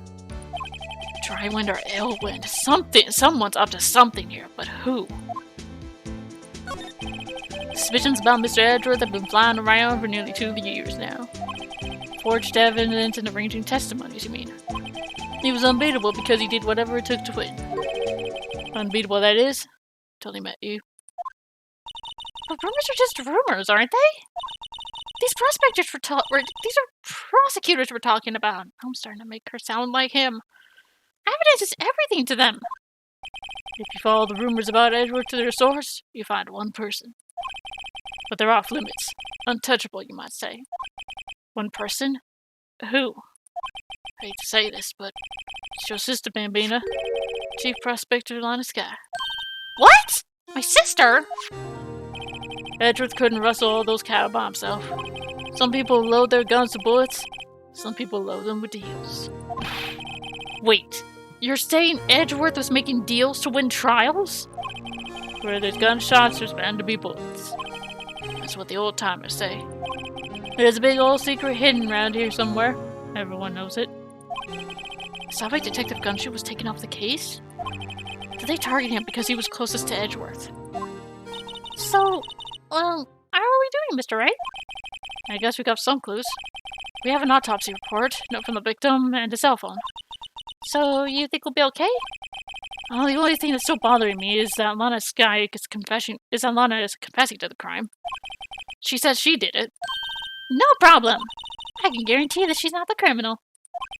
Oh, by the way, Emma? Yeah? I know that song your phone plays when it rings. What? It's the Steel Samurai's theme, isn't it?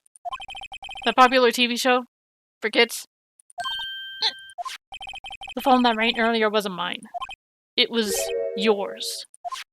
At 5:18, just after the murder took place. Your sister called you, didn't she, Emma? I'm sorry. Can you tell me what you talked about? She hung up right away. I see. Called her sister Emma, day of the murder.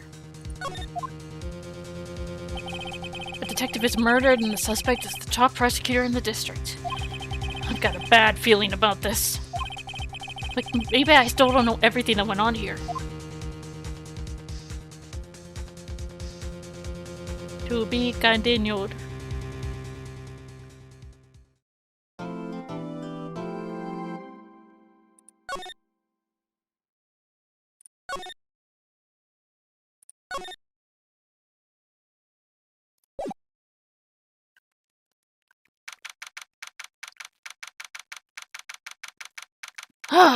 Back in the courtroom.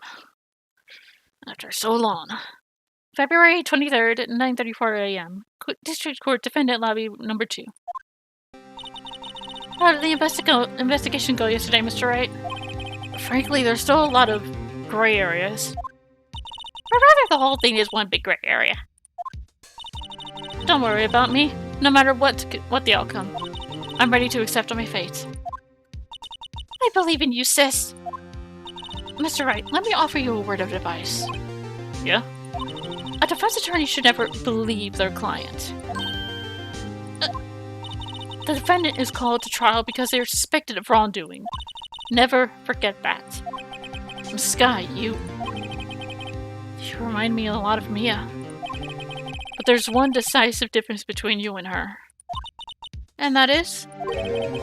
You're not a defense attorney. I believe it's almost time for the trial. Good luck, Mr. Wright. My first trial without a fate helping me. No one's going to bail me out this time. I'll be alone in there. So I have to discover the truth all by myself. Let's do it, Mr. Wright. I'll be here with you the whole way.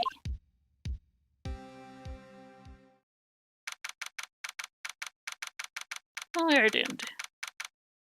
February 23rd, 10 a.m. District Court, courtroom number 9. Court is now in session for the trial of Miss Landowski. The defense is ready, Your Honor. The prosecution has been ready for a while, Your Honor. Edgeworth. It's been 2 months, but I haven't been in a courtroom since his trial. I hope that personal feelings will not be a part of the proceedings today, Mr. Wright. I'll choose the path I think is right, regardless of what those around me might say. The judgment to be made here is in our hands, not those of anyone else. Very well, Mr. Edgeworth, your opening statement, please. Chief Prosecutor Landowski has committed an unpardonable crime. Not only this, but she was rash enough to commit it in the prosecutor's office lot. Wow, he's much more forceful in person. He suddenly felt like confessing to everything. However, she will now pay for her rashness with her life. There was a witness to her crime. A professional witness. Well then, call your first witness, Mr. Edgeworth. The prosecution calls its first witness, Miss Angel Starr, to the stand. Cough up, Queen. Haven't I seen you somewhere? You ordered the caviar lunch, right? Oh, caviar! I've never eaten caviar before. The judge is really wolfing it down. Ah, and for you, I have a Fiesta Bowl. Thanks? Will the witness state her name and her profession? Ah, and you, sir? Did you order the fingerprint lunchbox? It is too early for lunch. Your name and profession, please. Well, Your Honor, how does it taste? So this is why everyone raves about caviar. It's so tasty it hurts! I always thought caviar would taste like pickled tapioca. What the heck does pickled tapioca taste like? Name, profession, now. Me? The name's Angel Starr. Don't go forgetting it. I find myself running Lunchland these days. Is that what you wanted me to say, Mr. Edgeworth? Very well, witness. Please describe the incident to us. The prosecution will wait. I'm not finished eating. Hurry it up! Very well, Mr. Edgeworth. As you know, we usually call on the police to provide a description of the crime. Your Honor, as Mr. Edgeworth has said to the court, I am a professional. No? What exactly does that mean? Until 2 years ago, Miss Starr was a special investigator with the police. She was a first-rate homicide detective. What? Mr. Starr was a detective! Ah! I know who you are! Cough up! Cough up, Queen Angel Starr, Your Honor. Long time no see. Very well. You may continue with the description, Miss Starr. Just who is this lady? If I might have the court's attention over here. The parking lot of the prosecutor's office is divided into 2 blocks. A block for the prosecutor's office personnel. B block is for visitors and clients. A chain divider separates the 2 blocks. I suppose it's to keep visitors from taking up prosecutor spaces, yes? The crime took place by a car in the back of A block in the car's trunk. The killer stabbed the victim with this knife and went to drive the body out. Unfortunately for her, there was a witness, and an arrest was made on the spot. And who was this valiant witness? Why, it was me, Your Honor. Parking lot floor plans added to court record. Witness, did you see the very moment of the crime? Of course, Your Honor. Immediately after that, I apprehended the chief prosecutor. Seems rather cut and dry, doesn't it? Well, Mr. Wright? I can't agree on your principle, Your Honor. It seems that some poor losers are unwilling to accept the truth, Your Honor. Shall I proceed to crush what little hope they have remaining? If you can. Then give them your worst, Miss Starr. Wait, are they talking about me? Witness account. Somehow, I always knew a day like this would come. I was on my way to deliver a lunchbox to my boyfriend when I sensed something. Perhaps it was my finely honed detective's intuition at work. Through a wire fence, I saw the chief prosecutor standing next to a garage car. The chief prosecutor was holding a knife in her right hand. Then she thrust the pointy tip of the knife into Detective Goodman's chest.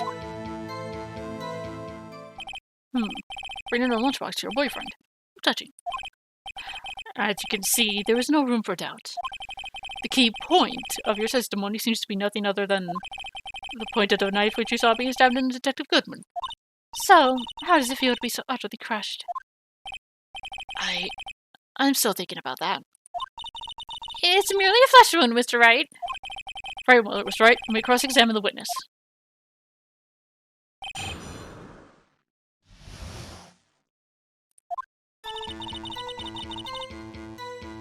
I always knew a day like this would come. How did you know? I respect the prosecutor's basic abhorrence of crime. Yet their methods are ugly and twisted. Twisted methods will always lead to tragedy. The little lady's uninformed opinion is duly noted. Given that they're used to erasing inconvenient evidence at their whim, killing off a detective that knew too much is merely an extension of that. Miss Starr, do you have something personal against prosecutors? I felt that I had found my dream job when I became an investigator. And if I hadn't been laid off by those prosecutors over there, I'd still be one. Laid off? She was fired? To me, prosecutors are nothing more than worms.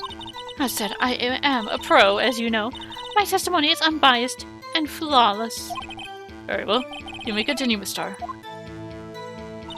was on my way to deliver a lunchbox to my boyfriend. This boyfriend, he's the detective. Not that boyfriend, the security guard. That boyfriend? You have several? Yes, this boyfriend, that boyfriend, and the other boyfriend. Care to join? The yet another boyfriend position is still open for applicants. I'll stick with the lunch sakes. Note to self. The judge had to think before replying. The security guard room is in the lot in A block. It's up on the second level. You can see everything from there. That would be the room with the security sign. Incidentally, did you bring your lunchboxes by car? Since I am a visitor now, I parked in B block. So, she was in B block when she witnessed the crime. When I sensed something, perhaps it was my finding. You sensed something? So you're saying you had a premonition of the murder? It felt like... how would you say? Oh yes!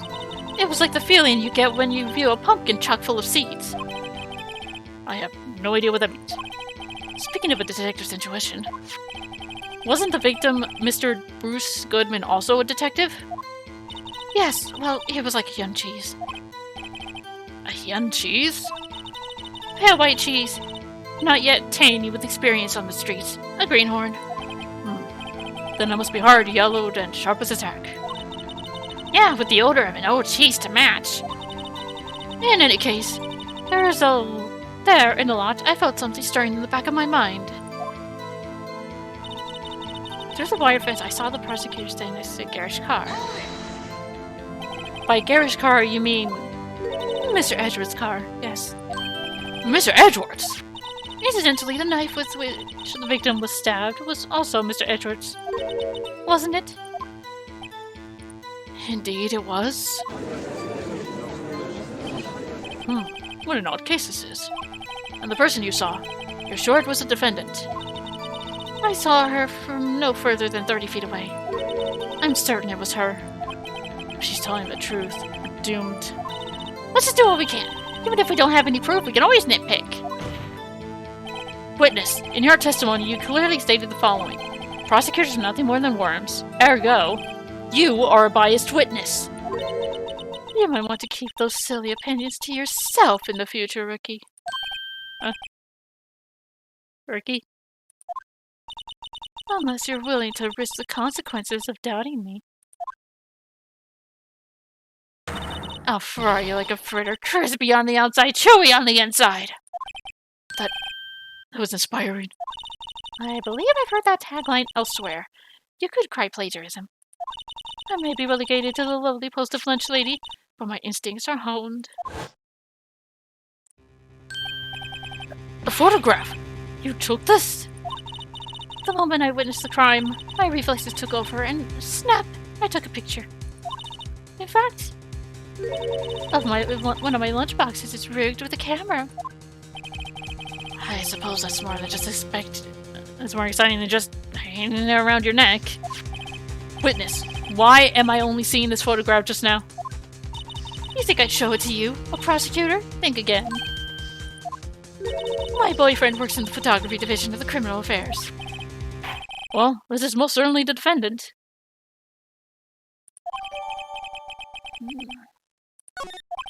Uh-oh. This is unmistakably Lana Sky. So, what was the defendant doing at the time?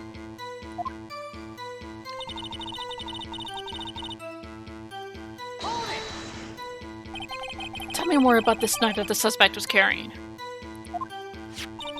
Well, I'd say the blade was about 4 inches long. Is that right, Mr. Edwards? It's your knife after all. Yes, that's about right.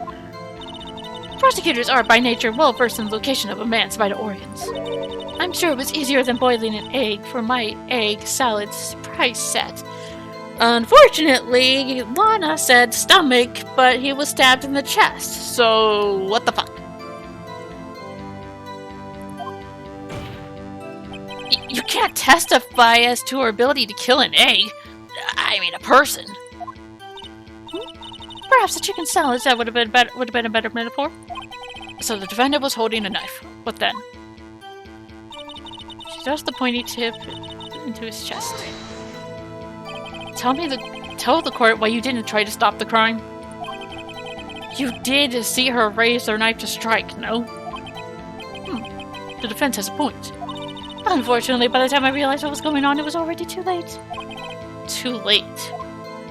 Yes. The next moment, the chief prosecutor brought down the murder weapon. I see. It's only a flesh wound, Mr. Wright. We can make it. You said that before. Anything else? Scientifically speaking, Miss Starr's testimony is flawless. Sounds pretty fatal to me. What do we do? Is this it? Is my sister guilty? Let's just keep our heads cool and press the witness a bit, shall we? For some reason, having her panicking next to me makes me calmer. Don't smile like that! Somehow I always knew a day like this would come. That's our boyfriend. I sensed something like its own instinct. To the wire fence, chief prosecutor standing next to a garaged car. The prosecutor was holding a knife in her right hand. Okay, so the correct hand is injured if we're looking at the perspective of that person. But,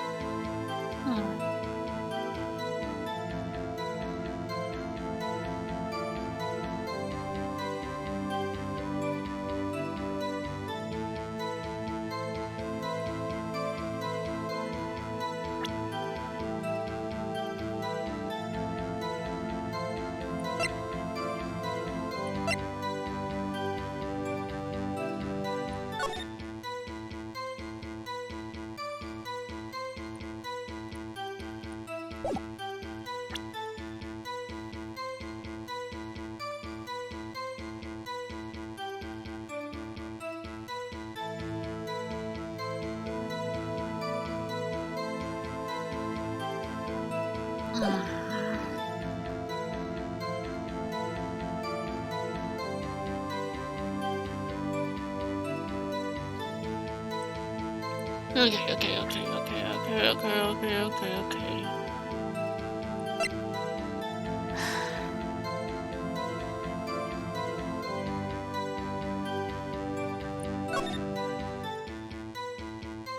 4.5-inch knife. Single stab wound was found. And chest wound. Time of death between 4 p.m. and 5:30 p.m.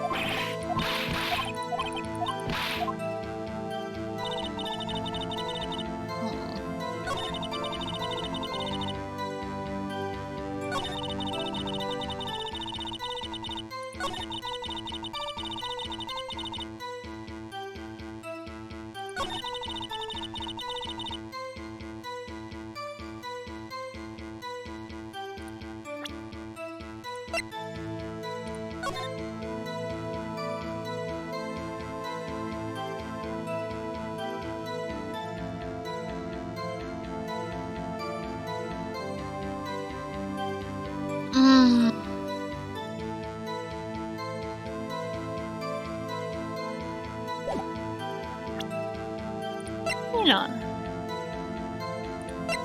Time was that? The victim's memo found in the car trunk.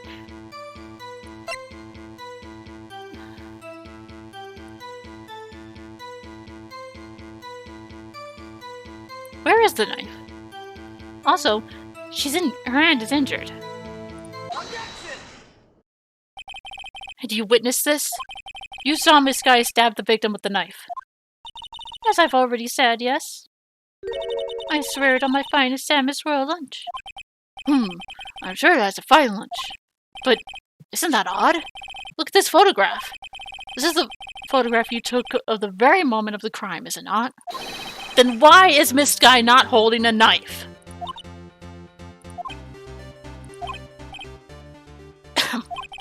Mr. Edwards, your thoughts? Objection.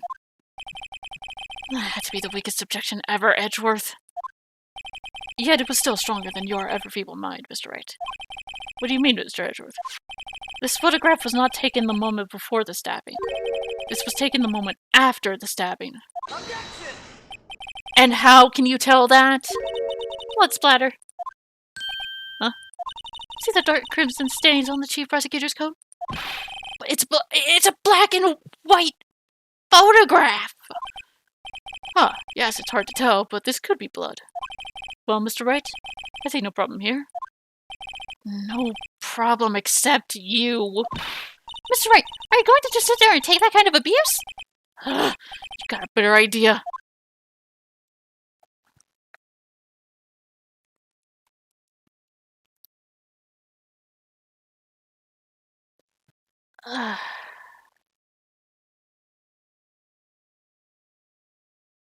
After. Wait! That contradicts what the witness said in her testimony. Namely, that she took the picture the moment she witnessed the crime. Well, it seems I was slightly unclear. My apologies. That's it? If you run out of lunch, you'll order seconds. Problem solved. If you don't like it, try ordering the jumbo-sized lunch from the get-go. Good advice. I'm sure you understood it, but good advice. I didn't have time to stop her. Prosecutor Skye was cold, calculating, like a robot. She killed without pain or remorse. It was a premeditated murder. Objection! Premeditated? How do you know? Look at the chief prosecutor's hands in that photograph. Whoa. Are those gloves? Surgical gloves made of thin rubber, most likely.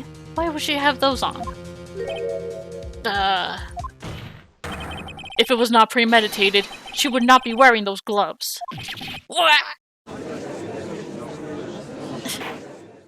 These gloves do seem to tell a tale of premeditation. Premeditated murder, a serious offense. Witness, add this to your testimony. Murder was planned, and the rubber gloves prove it. What if she was just in the habit of wearing gloves? Like driving gloves? The gloves were admitted as evidence when the defendant was arrested. They were rubber gloves of the kind used for autopsies. In other words, when the chief prosecutor came to the crime scene, she came to do murder. That's the only possible conclusion one can make. Everything was planned. It was a premeditated crime. Impressive. I'm sorry they took you off the Forceman Star. This is bad. She's got them thinking this was all planned. If she can prove this claim, the trial's already over. I've got to think of a way to show that this wasn't premeditated. So leave flash one, Mr. Wright. You can make it.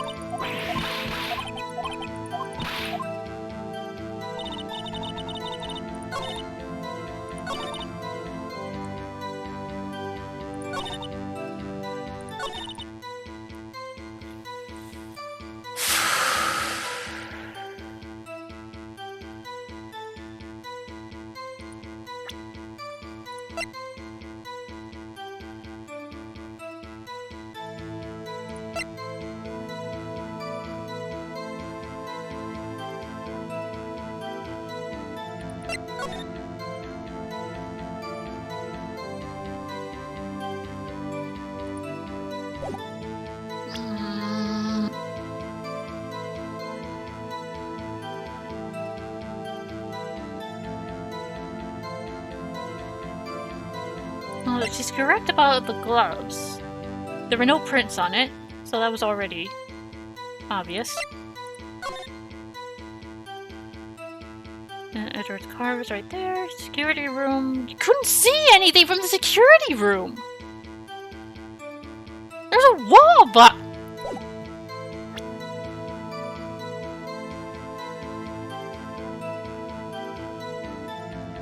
But she said that she was on the other... She said that she was on the other side of the chain fence, so that doesn't work.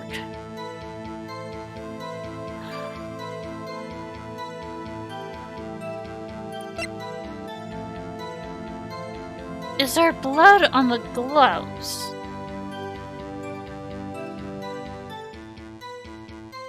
Wait. She's taken after. She tried to call Emma.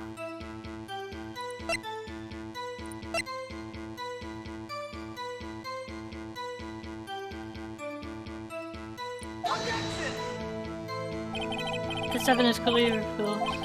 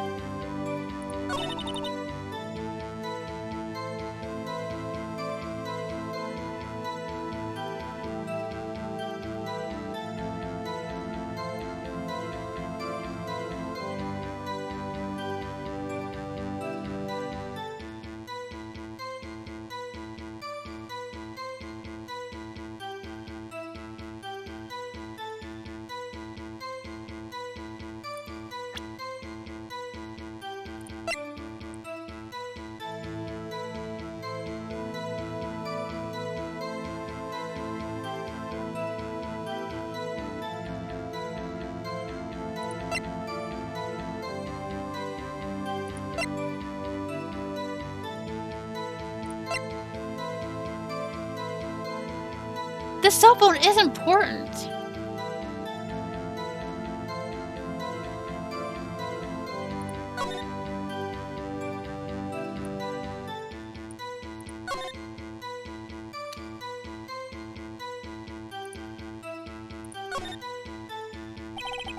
So let's push this again. What's wrong? You look like I do during finals. Never mind, it's nothing.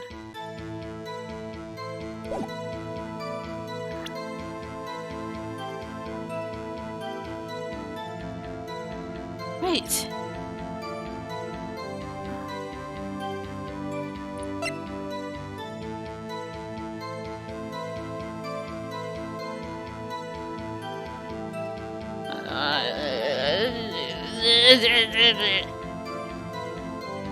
Oh my god.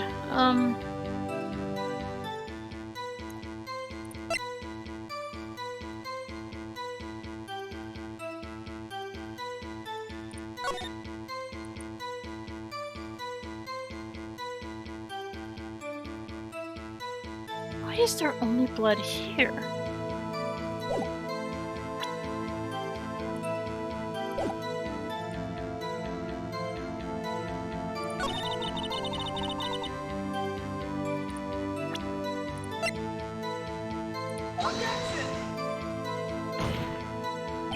Your Honor, that statement contradicts its evidence.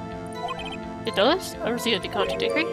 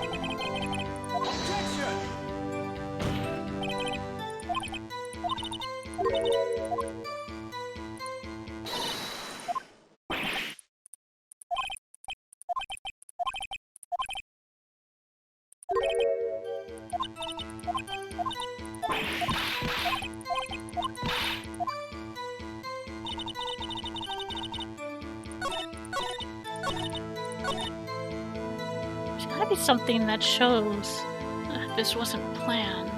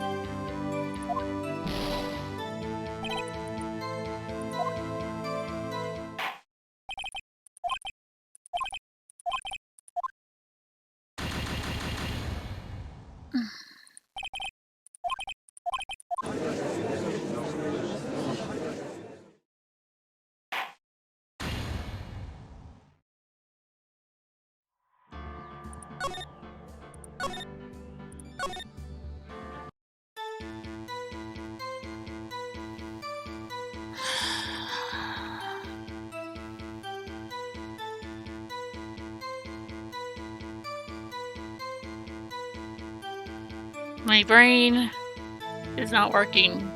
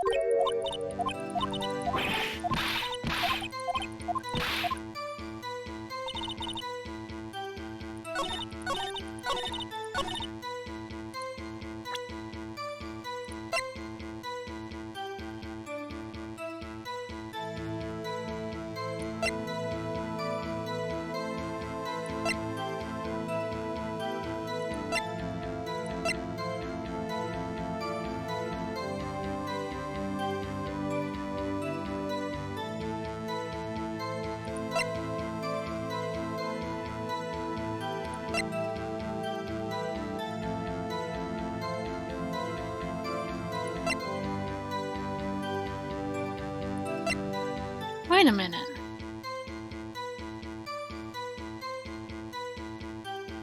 She wouldn't have been there.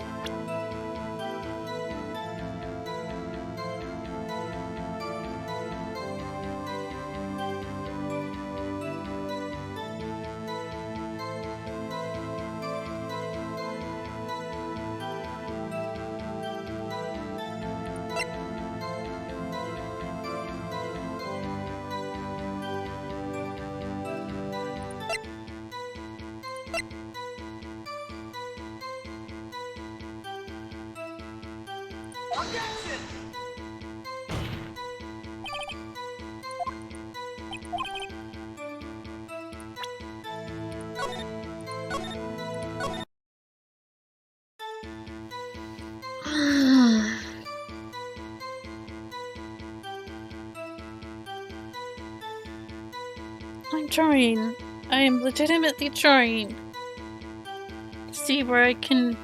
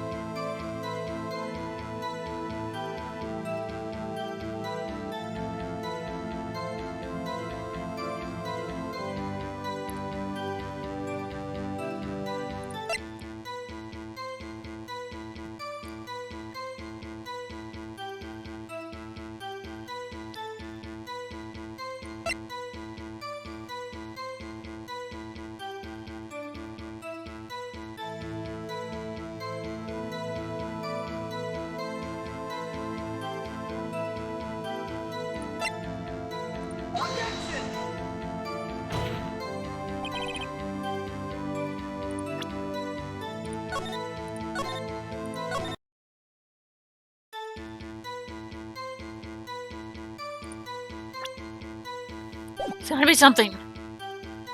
There's gotta be something.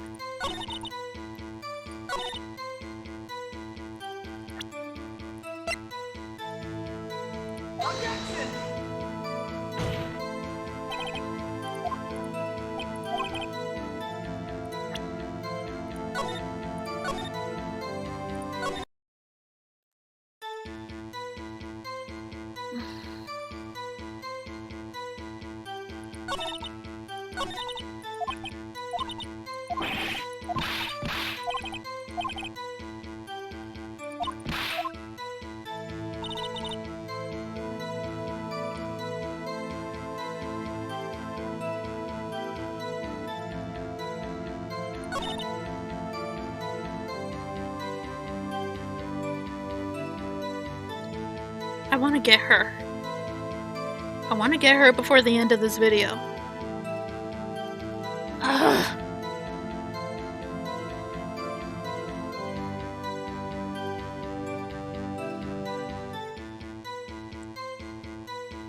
On the way to deliver her lunchbox to her boyfriend, she would have parked in visitors area, and before she can see through the. Where did she park?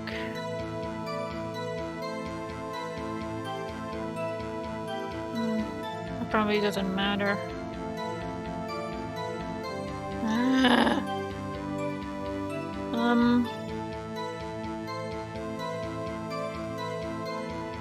Let's see.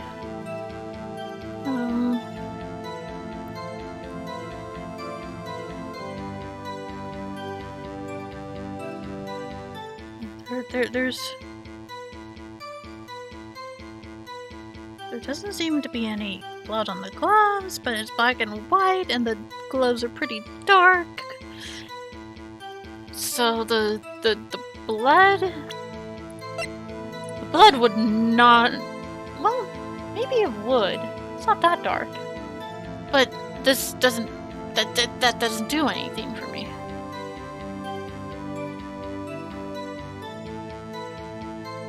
Why was Lena going into Edward's car in the first place? Like, number one, she was incorrect on where the victim was stabbed. She said stomach, but he was stabbed in the chest. 2, she cut her hand. Why isn't there blood from that?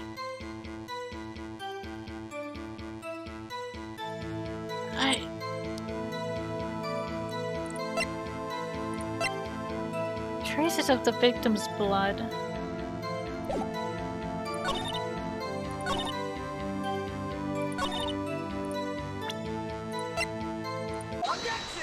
That's it. Witness, do you know what this is? Are you trying to test me? I sell box lunches for a living, you know. That's a knife. The knife. The knife that was in Mr. Edward's trunk. Indeed, yes, my knife. What's with this case? Bloody murder weapon, a red car, all belonging to the prosecutor there? The defendant is the chief prosecutor for the district, right? Mommy, are prosecutors bad people? The defense has a request. We ask that the witness prove an accurate testimony. What's that, rookie? In your testimony, you stated that Lana Skye planned this murder. And that's why she's wearing those special gloves. Seems like a natural conclusion to me. The gloves do indicate planning. However, why would she not also prepare the most important thing? The murder weapon. God, yeah. I need to make a smug look. Just the angry eyes and me smiling. That has to be my smug look. This knife just happened to be in the trunk of that car. Ladies and gentlemen, if you're going to plan a murder, you don't forget the weapon.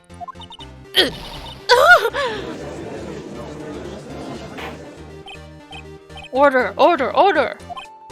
Great, now the tide is turning in our favor. Great show, Mr. Wright. My sister is as good as free. Not quite. Right. I believe the next lunch you'll be eating is humble pie. What? I hope you weren't deluding yourself into thinking that the tide has turned. Not over such a trifling detail. But this shoots a hole in the whole premeditated theory! Bah. The prosecution could care less if it was premeditated or not. The only one who seems to care is that lunch lady over there. The defendant, Lana Skye, murdered a detective with a knife. That is the only thing the prosecution needs to prove. Nothing else. Very good, Mr. Prosecutor. I suppose you think you're clever now. But you know as well as I do that she planned on killing him. It was planned! If it wasn't, why would she have been wearing... I believe I'd like to hear your testimony again. Witness, please tell us only what you saw, not what you thought. How dare you? My powers of deduction are not to be underestimated. Really now? Okay, new testimony. Lana Skye intended to murder Detective Goodman. That's why she called the victim all the way to the prosecutor's office. How do you know that? I'm sure the chief prosecutor has a grudge against the victim. Nothing else could drive that human machine to plunge a knife in again and again. Excuse me, there was only one knife wound. The victim was summoned from the police department to the prosecutor's office. It does sound a lot like premeditation, doesn't it? So, if I ordered a pizza, does it mean I'm planning to kill the delivery boy? In any case, the defense may now cross-examine the witness. Oh, I've got you so bad. I need a smug look.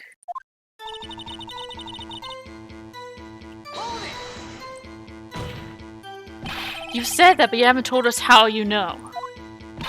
That's what I'm about to tell you, rookie. I believe what she just said was a mere prelude to the story she's about to tell.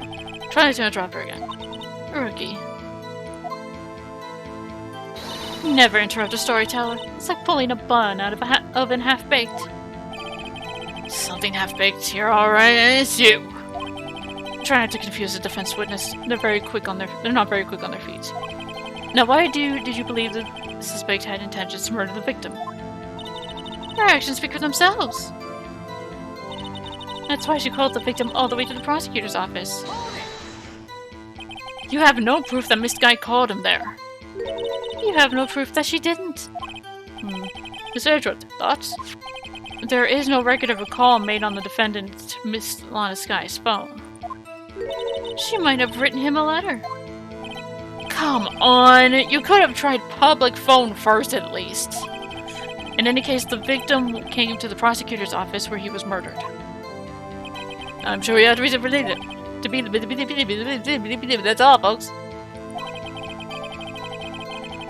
Why do you think it was the suspect who summoned the victim that day?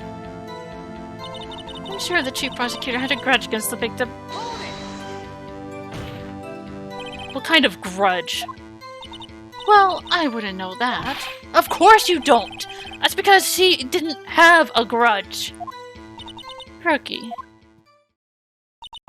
I have a lunchbox here. Now, what's inside? How am I supposed to know? See? We agree there's a lunchbox here, but we don't know what's inside. A person's life is like a lunchbox with pretzels. Don't you agree?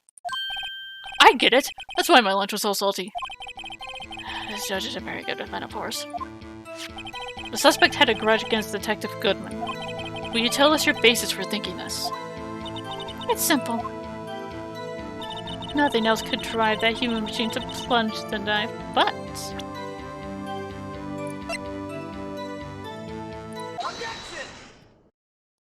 You say she stabbed him again and again. But you couldn't have witnessed that! Are you testing me? Then I'll test you. With my moss surprise. I'm afraid the moss is growing under our feet as we wait, Miss Starr. What do you mean? I shouldn't have to explain this, but take a look. The autopsy report states that the death was due to a loss of blood from one stab wound. You're right. Good show, Mr. Edgeworth. What a hunk! He's my hero, really. Not my objection. No one noticed? Whoa, witness? You got the crime scene set, right? Oh, thanks. I always believed that no one could ever mistake ketchup for blood. But now I realize that such mistakes are possible. So, you're saying you mistook something for blood? When she lifted her knife, I thought I saw blood on her breast. What? Splattered blood from her victim. That's why I thought she must have stabbed him at least twice. Then tell us what you saw that you thought was blood. Testify. Her red muffler looked like blood to me. That's how ghastly the whole scene was. A muffler.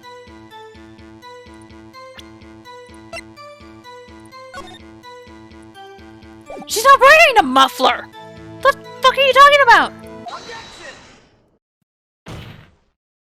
Miss Starr, I demand an explanation. The witness is clearly not suited for detective work. No, what? The suspect was not wearing a scarf or muffler of any kind when she stabbed the victim. And you've proved it yourself with this photograph. Huh? But that can't be! Only a professional lunch lady would be so utterly clueless. Congratulations, perhaps you finally found your true calling in life. Harsh words, but good. In the end, Miss Edgeworth prevails. What was my objection? Chopped liver? But it was there! A scarf! No, not that, but something red. Really? Well now, where are we? The witness has given us an entertaining interlude, but back to business. What? Very well, witness, continue your testimony. You saw the crime and apprehended the suspect. Tell us about that. Very well. I do remember some things accurately, at least. Ultimately, we couldn't shake the most important part of our testimony. The most important part? The part where your sister stabs the victim. Next testimony might just be the moment of truth. Apprehending the suspect. After the murder, the suspect attempted to run behind a partition to obscure our side. I quickly caught her and explained her rights to her and arrested her on the spot. Oh yes, when I arrested her, she mentioned the muffler. That's what had me confused in my earlier testimony. The chief prosecutor made to escape, but against our angel, resistance is futile. You are quite determined about this scarf, aren't you? I strike like a snake and bite like a cobra.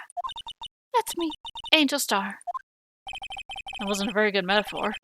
First of all, a cobra is a kind of snake. Don't bother me with details unless you want to get bitten. No thanks. Note to self, Mr. Wright is weak against poisonous snake bites. As is everyone else. The chief prosecutor tried to resist, but her efforts were in vain. She knocked my hands aside and kicked over an oil drum. An oil drum? Hard to imagine. Oh, she's beautiful, but deadly. A predator, this one. A leopard woman. Rawr. Very well, Mr. Wright. If you your cross-examination, if you will.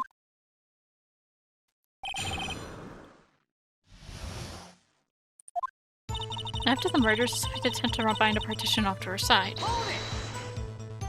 So where is this partition on the floor plans? I'm sure she means the wall next to the car. That's right. There was a wall there, about 6 feet high. She was obviously trying to hide herself. Quite a natural thing for a criminal to do. And what did you do then? I quickly caught her and explained her rights to her and arrested her on the spot. You say quickly. Were you close to the suspect? As I just said, I was only 30 feet away from her the whole time. Maybe I should press her for more details. I'd like to see this on the floor plans, just to be safe. The lunch line car was... She was a visitor, thus she was parked in Block B. So you witnessed the murder from... here? Would make it about 30 feet from the car, yes? Is that correct, Miss Starr? Yes, that's right. But there was a chain link fence in front of you. I went over it, of course. Amazing! The Coffle Queen, the lunch lady athlete, indeed. It would have taken her a lot of time to climb over the fence. So she couldn't have gotten to my sister that fast. Yeah, that fence was about 9 feet high, too. So how did this guy not get away?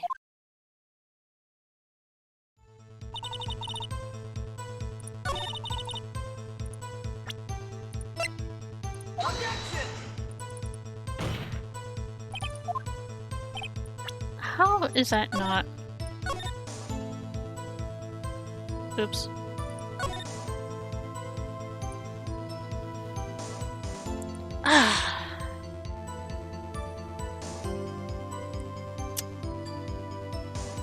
I forgot to save before this cross-examination. I guess that means I'll be done in the episode here. So we'll continue the trial in the next one. Till then, I'm signing off. Bye-bye.